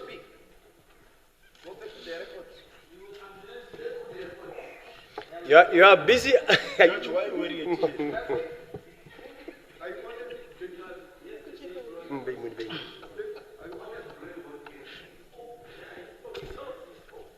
George, why are you wearing a t-shirt? I'm here. I can still represent myself. Honorable members, I asked the book. The record does not indicate so. Thank you very much, Speaker. Just wait. I want to provide. I want to provide context on why I'm saying it's not. Ministerial statement. On the 22nd of October, it started with Honorable Amtenya, Honorable Abram, Honorable Masake, Honorable Velemita, Chuchavi, Honorable Shea, Honorable Nekongo, Honorable Kutsie, Honorable Krone. Then it went to the 28th, which is this week. Honorable Kashingi Siwa, Matundu, Angula, Venani, Samupwa, Honorable Fries, Honorable Jonas, Honorable Shitana, Honorable Bakera, Honorable Mbwale, Honorable Ashipala, Honorable Lukato, Honorable PM, Honorable Kumbwa. Then, yes, 29, yesterday, Honorable Kambala, Mwashindange, Honorable Hamukoto, Honorable Bishop, Honorable Karonda, Honorable Nashinge, Honorable Haikola. Yesterday, today is 30th, okay. Honorable Upindi, Honorable Ipumbu, Honorable Imvula, Honorable Mouton, Honorable Kangulu, Honorable Nanyeni, Honorable Somaip, Honorable Swartboy. Okay. So, thank you. Honorable James, continue where the clock stops. Okay, thank you. Yeah, time. Yeah, no, the time was there. Just continue. Honorable Speaker, for the sake of my, to feel as a Namibian and of course equally a member of this House, I would request my time be reset to the time that was taken. No, when we come to zero, we'll add 1 minute. No, 5 minutes. 5 no, minutes. 1. 5 minutes, Speaker. 1 minute. Thank you very much, Honorable Speaker. With all due respect, and I want to appreciate how you have addressed the issue. At the point, I have actually indicated, Honorable Speaker, in this very House that there is a time to introduce breathalyzers, but I will not say why. So, but anyway, be that as it may. You are eating your minutes. Honorable Speaker, I would like, first of all, to appreciate the Honorable Minister of Finance for the good work in terms of preparing this midterm review budget. People, I think we need to understand, and myself, I make myself to understand what is the rationale and why the objective, what is the objective of this very budget. It is actually an addition and a review of the budget that we actually appropriated already, as far as our discussions that we have held in April is concerned. What does that mean? It means that it leaves you with less of a space to play around as to how much you can be doing your rebudgeting. Because it's a culmination of funds that are already appropriated and committed. It is a realignment of resources based on the priorities that government see fit that during this time of the year, this is where we must channel our money. And as a result, we need to understand that part. Thus, it is not a foundational budget where we go back to the drawing board and do everything from scratch. Having said that, I would like to take note, Honorable Minister, and thank you. Thank you for the fact that in terms of this budget, you have protected our social safety to ensuring that those that are vulnerable in our society are protected. Those that are unable to help themselves are protected, and we continue to do so, and we are one of the best governments as far as Africa is concerned. Today, a total of 225,656 Namibians are benefiting from old age pension grant. A total of 4.6 billion Namibian dollars is safeguarded and channeled towards that. That's a commitment of the government to ensure that we continue our mantra and commitment that we have of ensuring that we protect the safety of our people. Those that are unable to take care of themselves, we are here to ensure that government take care of that. The very budget looks at it, and I would like to add, as far as disability grant is concerned, a total of 61,921 Namibians are beneficiaries, and a total amount of 1,268,069 Namibian dollar is actually budgeted towards that, and that is to say government indeed is carrying out its objective of ensuring that those communities, those sectors of our societies are taken care of. As far as disability grant for children is concerned, a total of 11,554 beneficiaries are under this program, and government commits an amount of 221,837,000 Namibian dollars. That is factored in this budget that we are saying, indeed, this is a budget that we must rally behind. As far as child grant is concerned, I know that there are honorable members that indeed have families that are beneficiaries as well. I just want to update you, those families of yours are protected from here up to next year. And it's indeed a 3-year rolling budget.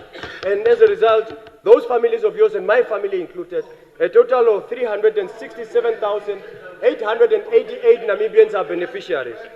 And that amounts to 1.5 billion Namibian dollars. As far as funeral benefits is concerned, and they say, we are there when you need us the most. During the time of sorrow, during the time when the nation is mourning, indeed, we do make provision for that.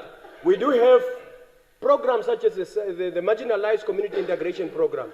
We have the Disability Program, and many other programs that government, as a provider and enabler of the social architecture of our country, says that a total of 287,577 Namibians were assisted in terms of burial service to a tune of 55 million Namibian dollars. This number is a beneficiary set at 30 September, that is as far as 2025 is concerned. Honorable Minister, having spoken extensively, I know that the Honorable Member have touched on a key issue as my time is moving. Honorable Speaker, Honorable Minister, and it's good that the Honorable Minister of Lands is here. I want to put it out there to say that out of a total of 824,229 square kilometers of land of our republic, majority of that land was taken in the span of 1902 up to 1965. And today, through the effort of government, a chunk of that land has been taken back, but that chunk is not befitting what we as Namibians deserve.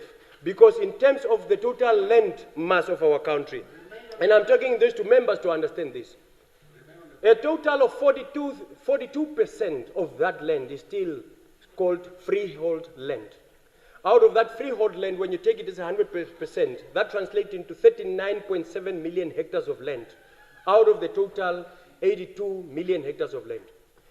70% of that land is still in the hands of the minorities of our country. That translates into 27.9 million hectares of land. Hence the importance of the land bill to say that we cannot attain economic emancipation without us addressing the land question. Because a member have brought it to this house that we are not looking into the issue of economic emancipation. Hence the importance of ensuring that indeed our land bill is talking to the ethos and principles of our country that we are looking at and ensuring that we protect. I must add, Honorable Minister, a sector that is important, as we have discovered oil and gas, as we are busy with this new sector, new industry, founding our footprint in our foundation, I would like you to look into the issue of security and defense. As a committee that I'm chairing, as a chair, and of course a very good committee, honorable members of my committee, I'm sure that you are with me in supporting this bill, and I do not want us to debate on that. The honorable members have spoken in our meeting that we have had. We did have a discussion with the Namibian Defence Force. We had discussions with the police, correctional service, and so forth. Honorable Speaker, we are finding it that indeed we need to strengthen our defense as far as our footprint is concerned, considering that our coastline need to be cushioned from any intrusion and entry from any level, especially the southern part where we have discovered these resources of ours. So come next year during the time of our budget, we are looking into the possibility of expanding and investing heavily in strengthening our defense mechanisms. When you look into the issue of recruitment, the Namibian police is totally understaffed, including the correctional service. That is because the government commits itself to ensure that the social safety nets are never compromised. And issues of security, we can look into them, and of course we cannot also compromise security. Thus I want to remind the minister and say, as we are looking at the social safety nets, as we are advancing in these new industries, let us also consider strengthening our security. Our defense system needs to be strengthened, need to be cushioned in terms of armament, in terms of defense. And I would like, importantly, research. My time. They must give him now. No, they will give me 5 minutes. Yeah. Don't point the finger. Don't point the finger to the speaker. Withdraw your finger. Control your finger. You are out of order. Well, Deputy Speaker. Yes. The other time, a member of this house was stopped from bringing in issues that are before the committee. There's nothing in And the chairperson of the defense committee is here parading issues that is before our committee. Okay. And they are yet to be resolved. Thank you. Honorable member, please. Thank you very much, Honorable Please, Speaker. honorable member. I'm called to order, and Yeah. I've taken that accordingly. Okay. However, the honorable member is also aware No, not however. Not however. You are taking the paper. Okay, in conjunction. Yes, in conjunction. And in congruence with the order of me withdrawing myself from that, I would like to add that the defense and security as a mechanism on its own, it ought to be strengthened to the best of our ability. In congruence with that very cautionary statement, Yes. having visited various areas, our prisons are actually overcrowded, Honorable Speaker. And they are overcrowded because we have what you call trial awaiting inmates that are kept in our prison, but actually the design is that they need to be going to trial on an urgent basis. It's a factor that we need to look into. If the paper is finished, you can even stop. No, Honorable Speaker, why are you interfering? No, Honorable Speaker, I'm trying to protect you that you the don't come speech, into when you look at the budget tabled by the Honorable Minister, is safeguarding the Ministry of Health and Social Services. That is advancing the decentralization component. When I was governor, we're dealing with the issue of actually putting up and strengthening our referral hospital as far as Ochiwarongo is concerned. I would like to appreciate the Minister of Health, who today have actually opened officially the ICU in Katima Mulilo. That is there to cut a distance. And of course, going ahead, You are aware that various other ICU facilities have been opened, including a 12-bed facility in Oshuarongo, and including a facility that is now being constructed, VTC in Ketmanshoop, and all these are facilities that the government have done its best. Indeed, we are implementing strongly, Honorable Speaker, and when I look into this, we are looking into this. Thank you, Honorable No, no, my time, Honorable Speaker. Thank you. No, Honorable Member, you don't have the mic. You don't have the mic. Okay, thank you. Okay, I think Honorable Minister of Works will be the last person on the budget in terms of time allocation. Yeah. Thank you very much, Honorable Chairperson. Deputy. One really have the pleasure to take the floor, one, to support this very important bill, of which one anticipate and expect that each and every member of this August House who believes in integrity, in sincerity, shall support this very important bill. This bill should never be seen as a bill for a political discourse, but it's a bill that aims to bring development and support our social structures of our societies. As we are possibly here debating, attacking, and disapproving this very bill, we must appreciate that there are millions of Namibians out there who need this bill to be passed as a matter of urgency, because to them it's not a luxury of finding faults where there is no faults. Honorable Deputy Speaker, I have come of age in this particular August House with quite a number of honorable members. It is of very much interesting sometimes to observe a member who stands up here and says, I don't approve that budget, but the very same budget is the one paying the salary, but they said, don't pay me the salary because it's coming from a budget which you disown. It's very, very strange.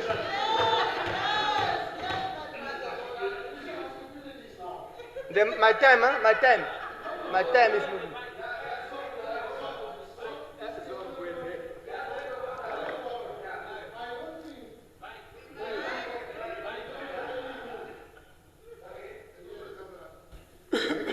I think it's very childish politics to say, because you get a salary, because you get medical aid, because you get housing allowance, that you therefore must accept a bill and not critique it. I think if that is the ethos, then I think some people don't belong in this house. Thank you. Thank you very much. Thank you. Honorable members. Yes, thank you very much, Honorable Speaker. I would not want to dwell on the childish issue, but I think I spoke of a fact. If I don't like the pot, I will not eat the food from that pot. Honorable member, come to the budget so that we can dispose. Come to the budget so that we can dispose, my honorable member. The pot is the budget. Yeah. The pot is the budget. Honorable Deputy Speaker, my time is moving. Yeah, just continue. You have the floor. You are on the floor. You are on the floor. But Honorable Deputy Speaker. Yeah. Must I speak while I have to speak? Yes.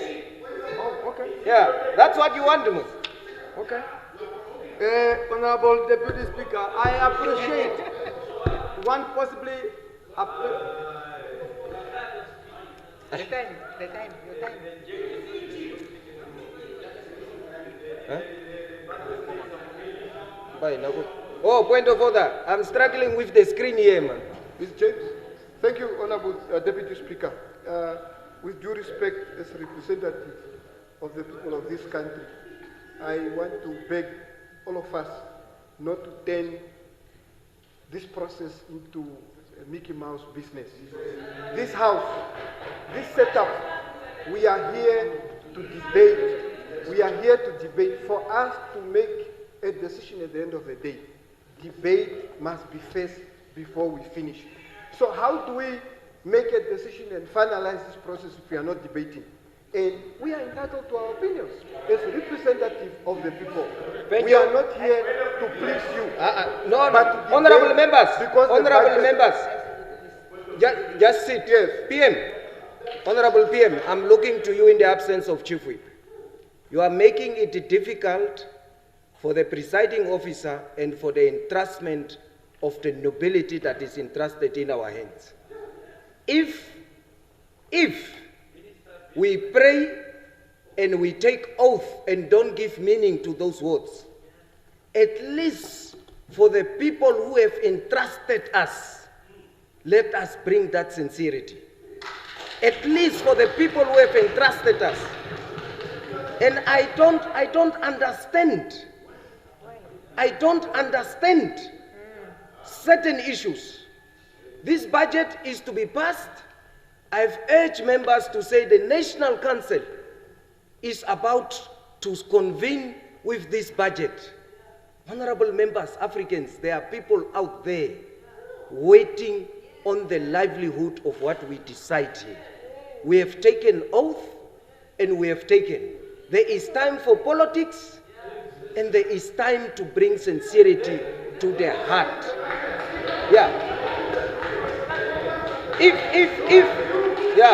Honorable Nekundi, yes. Honorable Nekundi, you have the floor. You are the last person.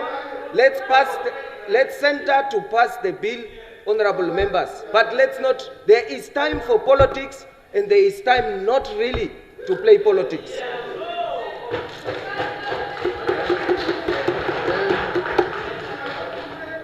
Thank you very much. I continue where I have left. Honorable Deputy Speaker, I have said what I said factually so, and I continue. Honorable Speaker, I said so party government in drafting this bill is cognizant that this country, just like many other countries around the world, faces a number of challenges. What is of paramount importance is the resolve to address those matters through the appropriation of this very important bill we are debating today. Namibia have come of age, and I think we are at the center, we are the only ones possibly understand, and at the center of understanding the multitude of the needs of our people. And we have continued to do that. We very much understand the challenges our people are facing insofar as schools infrastructure is concerned, hospitals are concerned, roads are concerned. But we must equally appreciate, if we appreciate that, if we do not distort fact, the historical context speaks volume to that. It's fact to that. So we need to appreciate the historical context, the past, immediate, and the present and the future. And we have continued to make great strides. We want possibly will appreciate that historically, if we look at the school structures we have went to of our generations prior to us, and what majority of our people are going through today, it's a big difference, Honorable Deputy Speaker. That is our commitment. Honorable Deputy Speaker, we must live in a global village, both socio and economic-wise. Honorable Speaker, Namibia is a country amongst many other countries. Namibians, among members of parliament, will be here praising countries such as the US, Spain, EU countries, UK, Singapore, and China. But let me understand, as we praise those countries, let's understand as we are discomforted by the GDP, by our debt to GDP ratio. The EU, how many countries are in the EU? Their debt to ratio is 80.7. The US is 124. UK 95.5. Spain 102. Singapore, the song of many Namibians, 173. China, the darlings, 88.3. So therefore, contextualizing, one need to understand. For you to deliver the better services, one must understand the global economics, how it works. Yes, continue. Continue. Honorable Speaker, as I take the floor, as I'm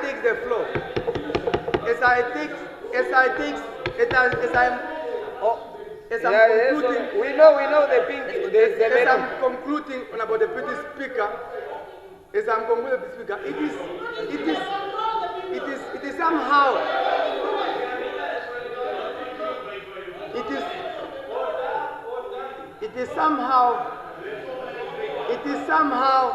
of a very much one. I may possibly in a difficult scenario to understand and appreciate. I'm possibly in a space I'm possibly at a discomfort. Let us pray, Bishop. Let us just pray. Yes, I'm possibly at a discomfort, Honorable Deputy Speaker, because as I'm hearing the voices attacking and throwing this very important budget that means a lot to our people, I was trying to hear the voices.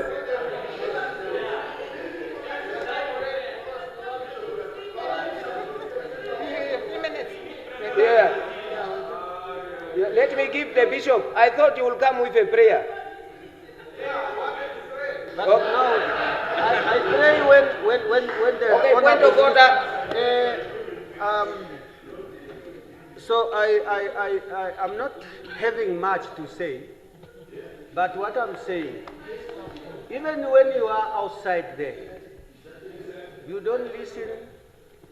This house, like the house of honor, is like a school, children.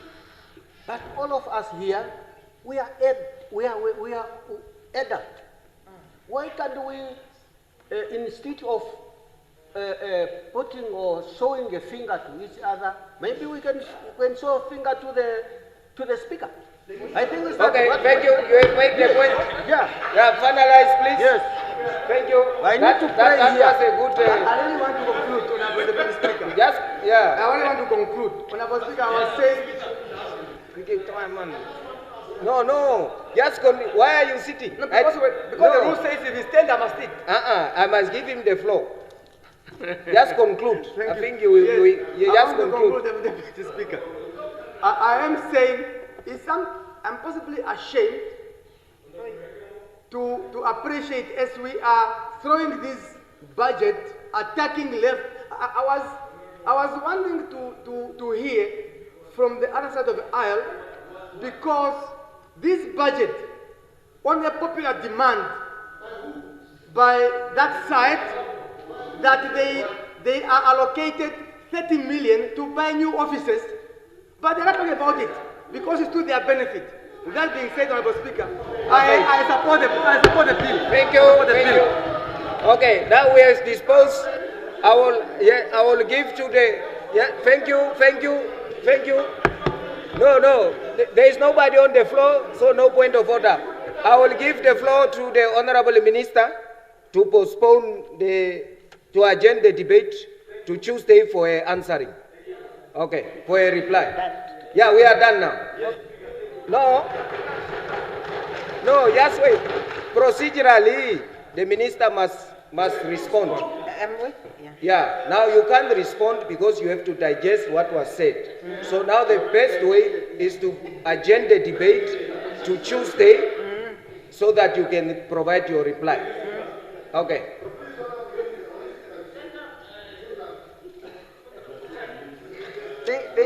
Thank you very much, Honorable Speaker, honorable members. Thank you very much. This debate is postponed to Tuesday. For reply. For the 4th of November 2025 for my best reply. Thank you. Okay. Now, I don't know what is the time. Resumption. Thank you. The second order, ne? The secretary will read the second order of the day. Resumption of debate on second reading mental health bill. When the Assembly adjourned yesterday, the 29th of October, the question before the Assembly was a motion by the Honorable Minister of Health and Social Services that the bill be read the second time. However, Honorable Jonas deferred the debate and she now has the floor. Huh? You postpone it to Tuesday or next week, the 4th? Yes. No, you can still do it because the record says today. So just postpone. Seek for indulgence. Huh?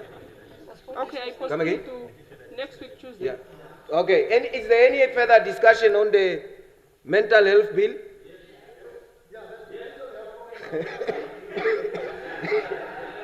Honorable Klute, you are on mental health. Huh? Okay.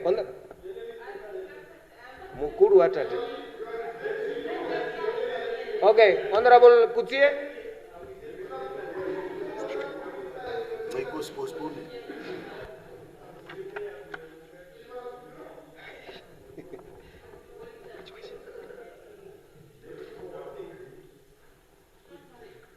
Hello, who's ready? No. Oh, there's another lad. Okay. Honorable Brinkman. Speaker. Is it my turn? Yeah. Oh, okay. Thank you.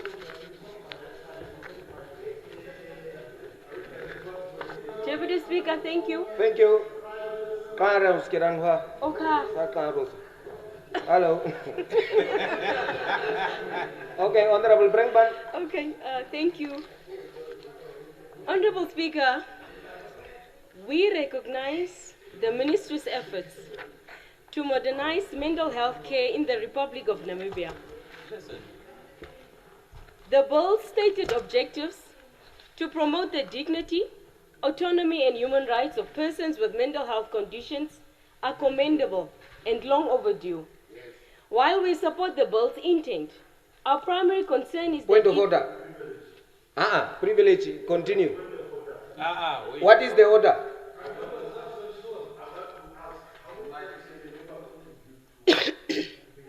To a debate. Yes. Only once. Only once. I thought the honorable member has already contributed to this particular bill. When? Okay, bring the book. Is that witchcraft? I'm just asking. You see, here is the book. Okay, mental health. 14th, Minister of Health tabled and motivated. Honorable Venani, Honorable Lucato, Honorable Werikwa, Honorable Bakera, Honorable Minister Nikundi. On the 15th, Honorable Mongo, Honorable Shifeta, Honorable Amtenya, Honorable Bush, Honorable Amutse, Honorable Hilma Ita. On the 21st, Honorable Ipumbu, Honorable Nekundi, continued, Honorable Naele Tabases, Honorable Luta Hasi, Honorable Nangombe Nube yesterday, then postponed by Honorable Jonas. Okay. Thank you. Thank you, Honorable Brinkman. Please ask for forgiveness, Honorable.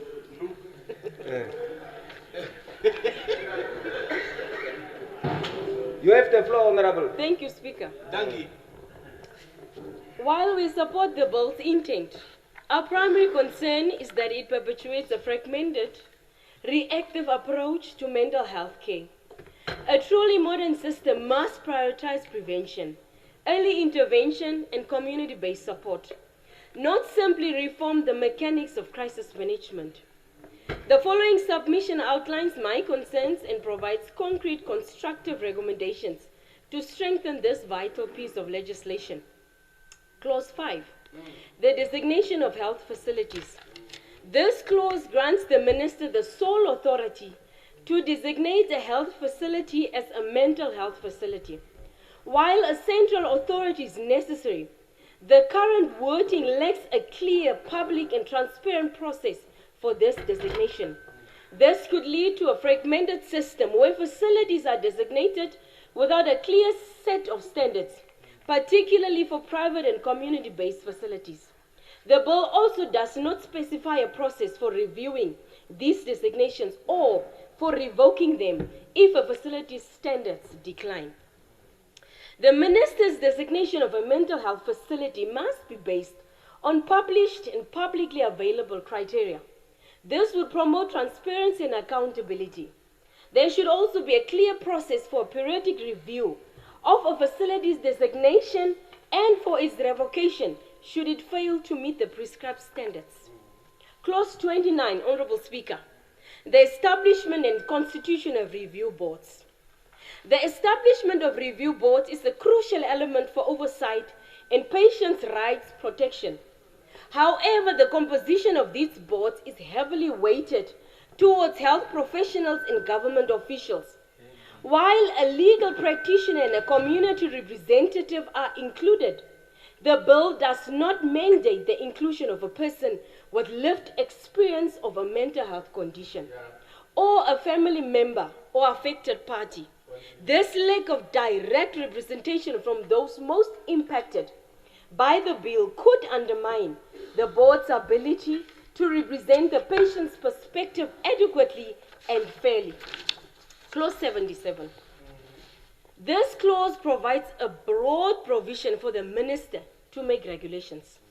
This section centralizes power in the executive branch and sidelines the legislative process. Instead of having these critical issues debated openly in Parliament, the details will be decided behind closed doors, with little opportunity for parliamentary scrutiny. This is a significant erosion of democratic accountability. Honorable Speaker, a significant omission in the entire bill is the absence of any provision specifically addressing the rights, training and working conditions of the staff and home-based caregivers providing mental health care. The bill rightly focuses on patient dignity, but remains silent on the dignity and protection of the practitioners, the nurses and support staff and family who are on the front lines. This oversight could lead to burnout, low morale, and ultimately a decrease in the quality of care provided. My recommendation is that we add a part to the bill that explicitly requires the minister to prescribe a staff rights and responsibilities charter. This charter should include provisions for mandatory comprehensive training for all mental health practitioners on the bill's provisions, including patients' rights and de-escalation techniques, protection for staff against abuse and violence from patients or affected parties. It should define staff-to-patient ratios to prevent overwork and ensure safe and high-quality care. Honorable Speaker, fellow members of Parliament, I strongly recommend that the bill makes provision for preventative measures. Mental health education and awareness is key. Let us integrate mental health literacy into school curriculum from primary level onward. Let us train teachers and community leaders to recognize early signs of distress and refer appropriately. Let us fund local wellness hubs offering peer support, recreational activities, and stress management workshops. Let us encourage youth clubs and mentorship to build resilience and social connections. And let us require employers to implement mental health-friendly policies, including flexible hours, stress audits, and access to counseling. Honorable Speaker, for us to be serving as delegated representatives to this legal chamber or legislative chamber, we have a collective duty to ensure that we legislate and serve the interests of the people in its entirety. While we acknowledge that the provisions of the bill bring Namibia closer towards international best practices, indeed, there is much more that needs to be done to ensure comprehensive mental health support and services for all citizens. Only through collaborative efforts and sustained commitment can we truly elevate mental health care in Namibia to the level it deserves. I urge the House to support the bill in principle. And I believe in committee stage, we shall have the opportunity to make recommendations and refine its provisions further. So I submit. Thank you.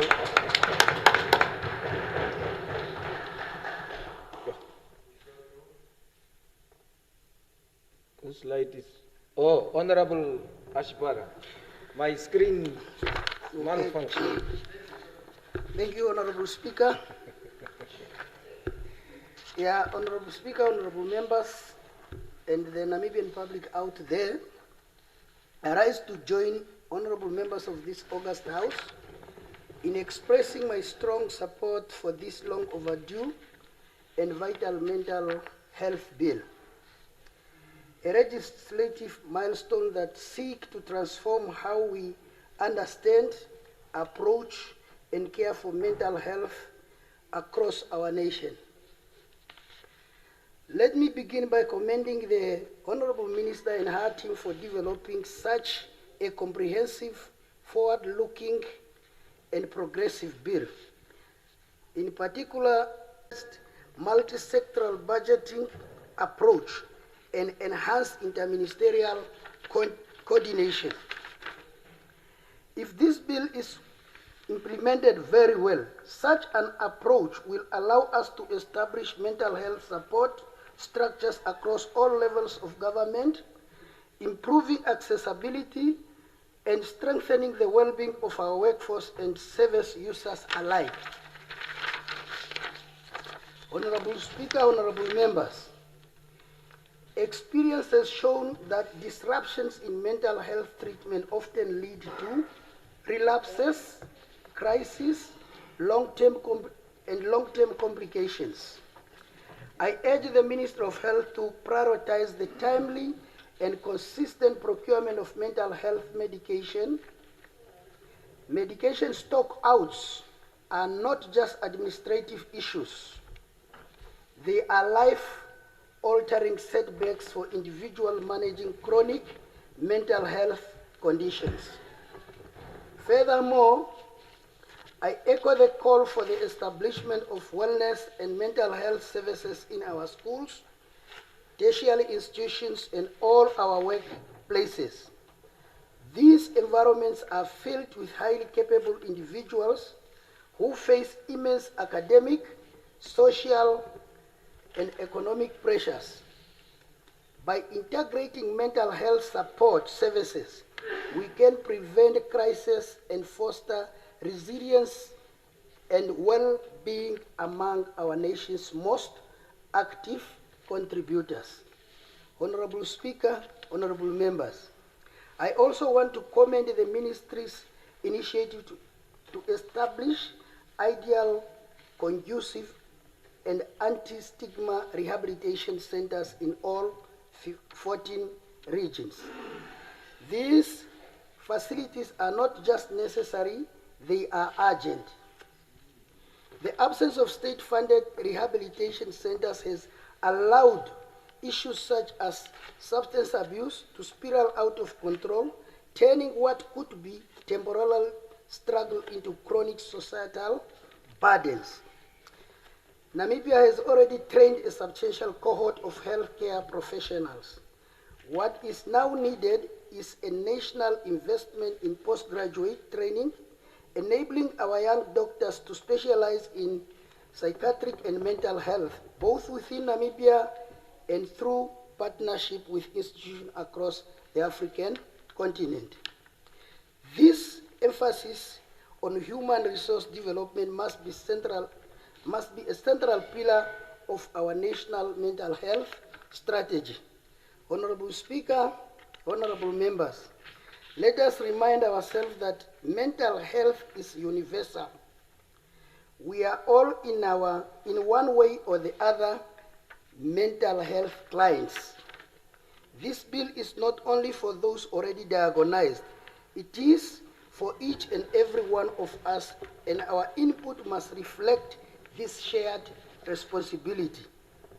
Additionally, I propose the introduction of social support or home-based care parents for family caring for mental patients. Community-based care is often more human, more cost-effective, and with the right support, it can significantly reduce the burden on our centralized mental health institution. Honorable Speaker, honorable members, I further urge the ministry to use this bill as a foundation for the establishment of a national mental health register. Such a register would facilitate data-driven planning, effective resource allocation, and enable us to adopt a proactive rather than reactive approach to mental health care. I support the proposal to establish phosphenic mental health registers in all regions. These registers will not only improve service delivery but also offer valuable insights into the social and economic correlations of mental health across Namibia. In conclusion, Honorable Speaker, honorable members, this bill is not just a legal instrument. It is a lifeline for many Namibians. It is a step towards a more compassionate, inclusive, and resilient society. With these few but critical remarks, I wish to express my full and unwavering support for this much needed legislation. I so submit. Thank you. I now recognize Honorable Kutie. Thank you, Deputy Chairperson. Honorable Deputy Chairperson, honorable members, I rise to express my strong support for the mental bill, a long overdue reform that gives hope and dignity to thousands of Namibians living with mental health challenges. Honorable Deputy Speaker, mental health is not a fringe issue. It is a public health priority and a development imperative across our regions, as we are witnessing increasing rates of depression, substance abuse, suicide, and trauma, particularly among young people. Yet, for too long, mental health has been treated as a silent crisis, hidden behind stigma and shame. Honorable Deputy Speaker, this legislation modernizes our approach, replacing outdated colonial-era provision with a right-based framework that protects the dignity and freedom of every Namibian. It brings our country in line with international conventions, including the conventions on the right of persons with disabilities, and reflect our constitutional commitments to equality and human dignity. Honorable Deputy Speaker, I particularly commend the bill for emphasizing community-based care, rehabilitation, and integration of mental health services into primary health care. This ensures that mental health is treated not as a separate issue, but as part of our overall health system, from the clinic in the village to the regional hospitals. However, Honorable Deputy Speaker, to make this bill reality, we must match our words with action, implementation, and it requires public awareness campaigns to fight stigma and encourage early interventions. And in the ministerial collaboration, especially with education, justice, and gender ministries, to provide holistic support to affected families. Mental health is everyone's concern. It affects our productivity, our families, and strength of our communities. By passing this bill, we are saying to every Namibian, you are seen, you are valid, and you deserve care without discrimination. Honorable Speaker, this bill is more than legal reform. It is a moral commitment to protect the most vulnerable amongst us. I therefore fully support the bill and urge this House to ensure its swift and effective implementation. I thank you. Honorable Swartboy. Oh, okay. Honorable Ndileni.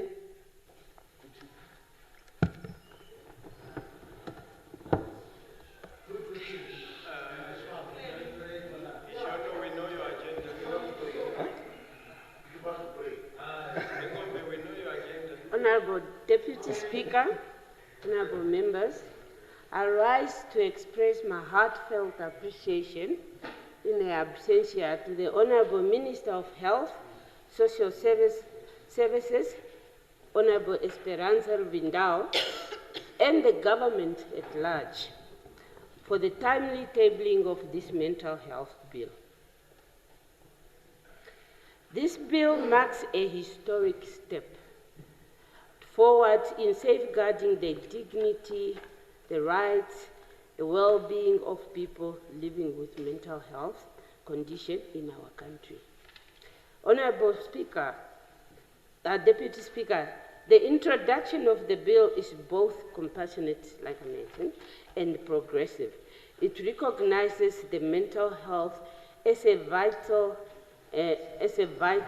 health issue, and it replaces outdated legislations and that no longer reflect the realities of modern Namibia, the world at large. I wish to commend the Minister again for that leadership, and the bill strongly emphasizes human rights, community-based care, rehabilitation, and reintegration of patients back into the society.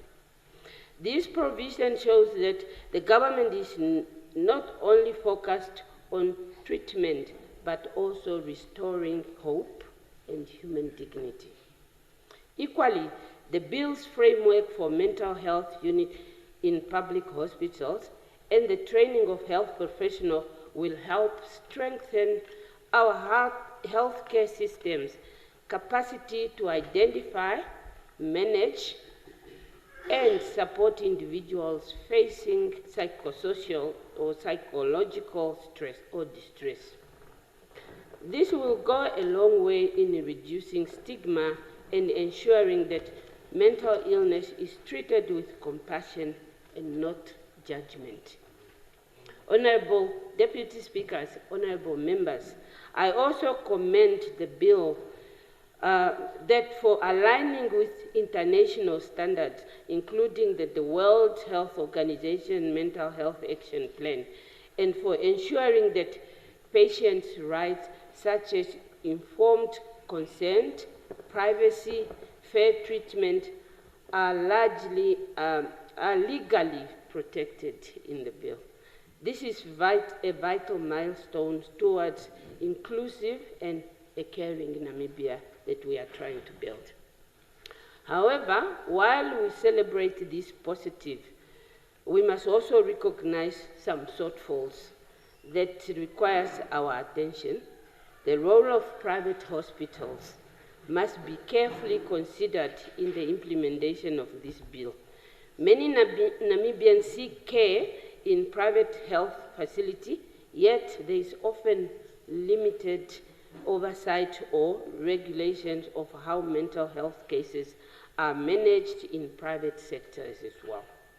Clear guidelines, ethical standards, and accountability mechanisms should be extended to private hospitals to ensure that all patients, regardless of where they're receiving treatment, enjoy the same legal protection, equality care, and respect for their rights under this law. Honorable Deputy Speakers, in conclusion, I wish to once again thank Honorable Esperanza Vindao for introducing this important and life-changing bill. It affirms the government's commitment to the well-being of our human dignity of all Namibians, and it opens the door to more compassionate, inclusive, and healthier nation, which will make everybody feel comfortable. I pledge myself full support to the bill, and I call upon all stakeholders, all members of parliament to support the bill as well. so that it is effective implementation, so that we ensure its effective implementation across both public and private healthcare systems. I thank you, Honorable Speaker. Thank you. I'll now give the floor for Honorable Swartboy to postpone. Just wait. Yes. Yes. Huh? How do you know? Just postpone, Chief. Don't respond. Yeah. It's my young brother. Yeah. Yeah, I postponed, Deputy Speaker, the debate to next week, Wednesday. Next. Okay, 5th or what? 5th. Yeah. Yes. Okay. When Thank you. Nekundi will not be here chowing money. So agreed. I think we've got less than 3 minutes. Maybe just to reaffirm that next week, Tuesday, the appropriation bill and the SADC protocol will stand over just for adoption once the required number is fulfilled, and then the minister will reply on Tuesday, and thereafter committee stage. I will liaise with our counterparts, the National Council, just to bear with us in terms of, because we promised to say by Monday, but that seems to be an impossibility. With that said and done, I will ask now the PM to adjourn the House. Yeah. Okay. Just a point of clarity. I seek your indulgence on this one. There are questions on the roll that in case you might read them next week. Come again? There are questions on the on the paper, and the time some of them were directed to Honorable Ithete as a Minister of Trade. Now they say there is now a temporary head. Do we then? Does it mean that now the temporary head will now come and answer these questions? Or okay.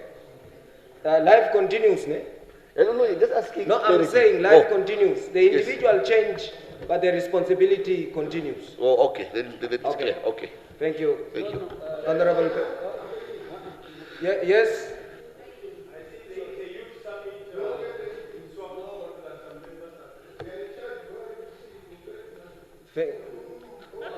Just wait. Yeah. Yes, Honorable Bishop. I think you. I also appreciate his question, but the answer was not direct, it's indirect. Come again? The answer from the presiding officer is not direct, it's indirect. What we want exactly, we have got... what was indirect, my elder? The answer which I give? Yeah. Okay, just... I'm saying... Let me repeat. I just want to add a little bit.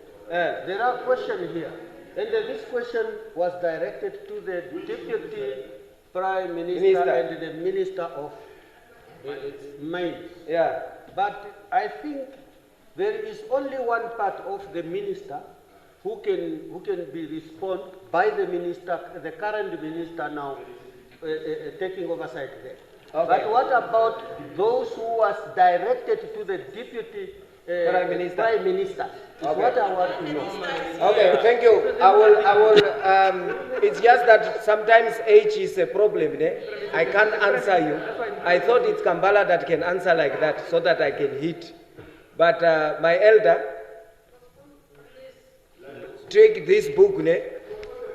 No, just wait. The question is, what about the question to the Deputy Prime Minister? Page this book. There is no question to the Deputy. There is only a question to the DPTM and the Minister of Industrialization together. That co-function. 2, even if it was the case, there is a PM. Isn't it? Because that one is deputy, then the PM function is still there. Okay. Next time, that's why I group the 2 of you so that the other elder can just help you next time. Okay. Thank you, Honorable PM. Thank you very much.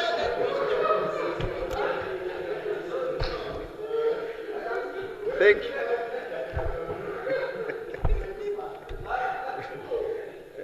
Honorable Deputy Speaker, thank you for the Africanness of your Africanness humor. On that note, I Move that the House stand adjourned to Tuesday, 14:30. Thank you. Okay, so agreed.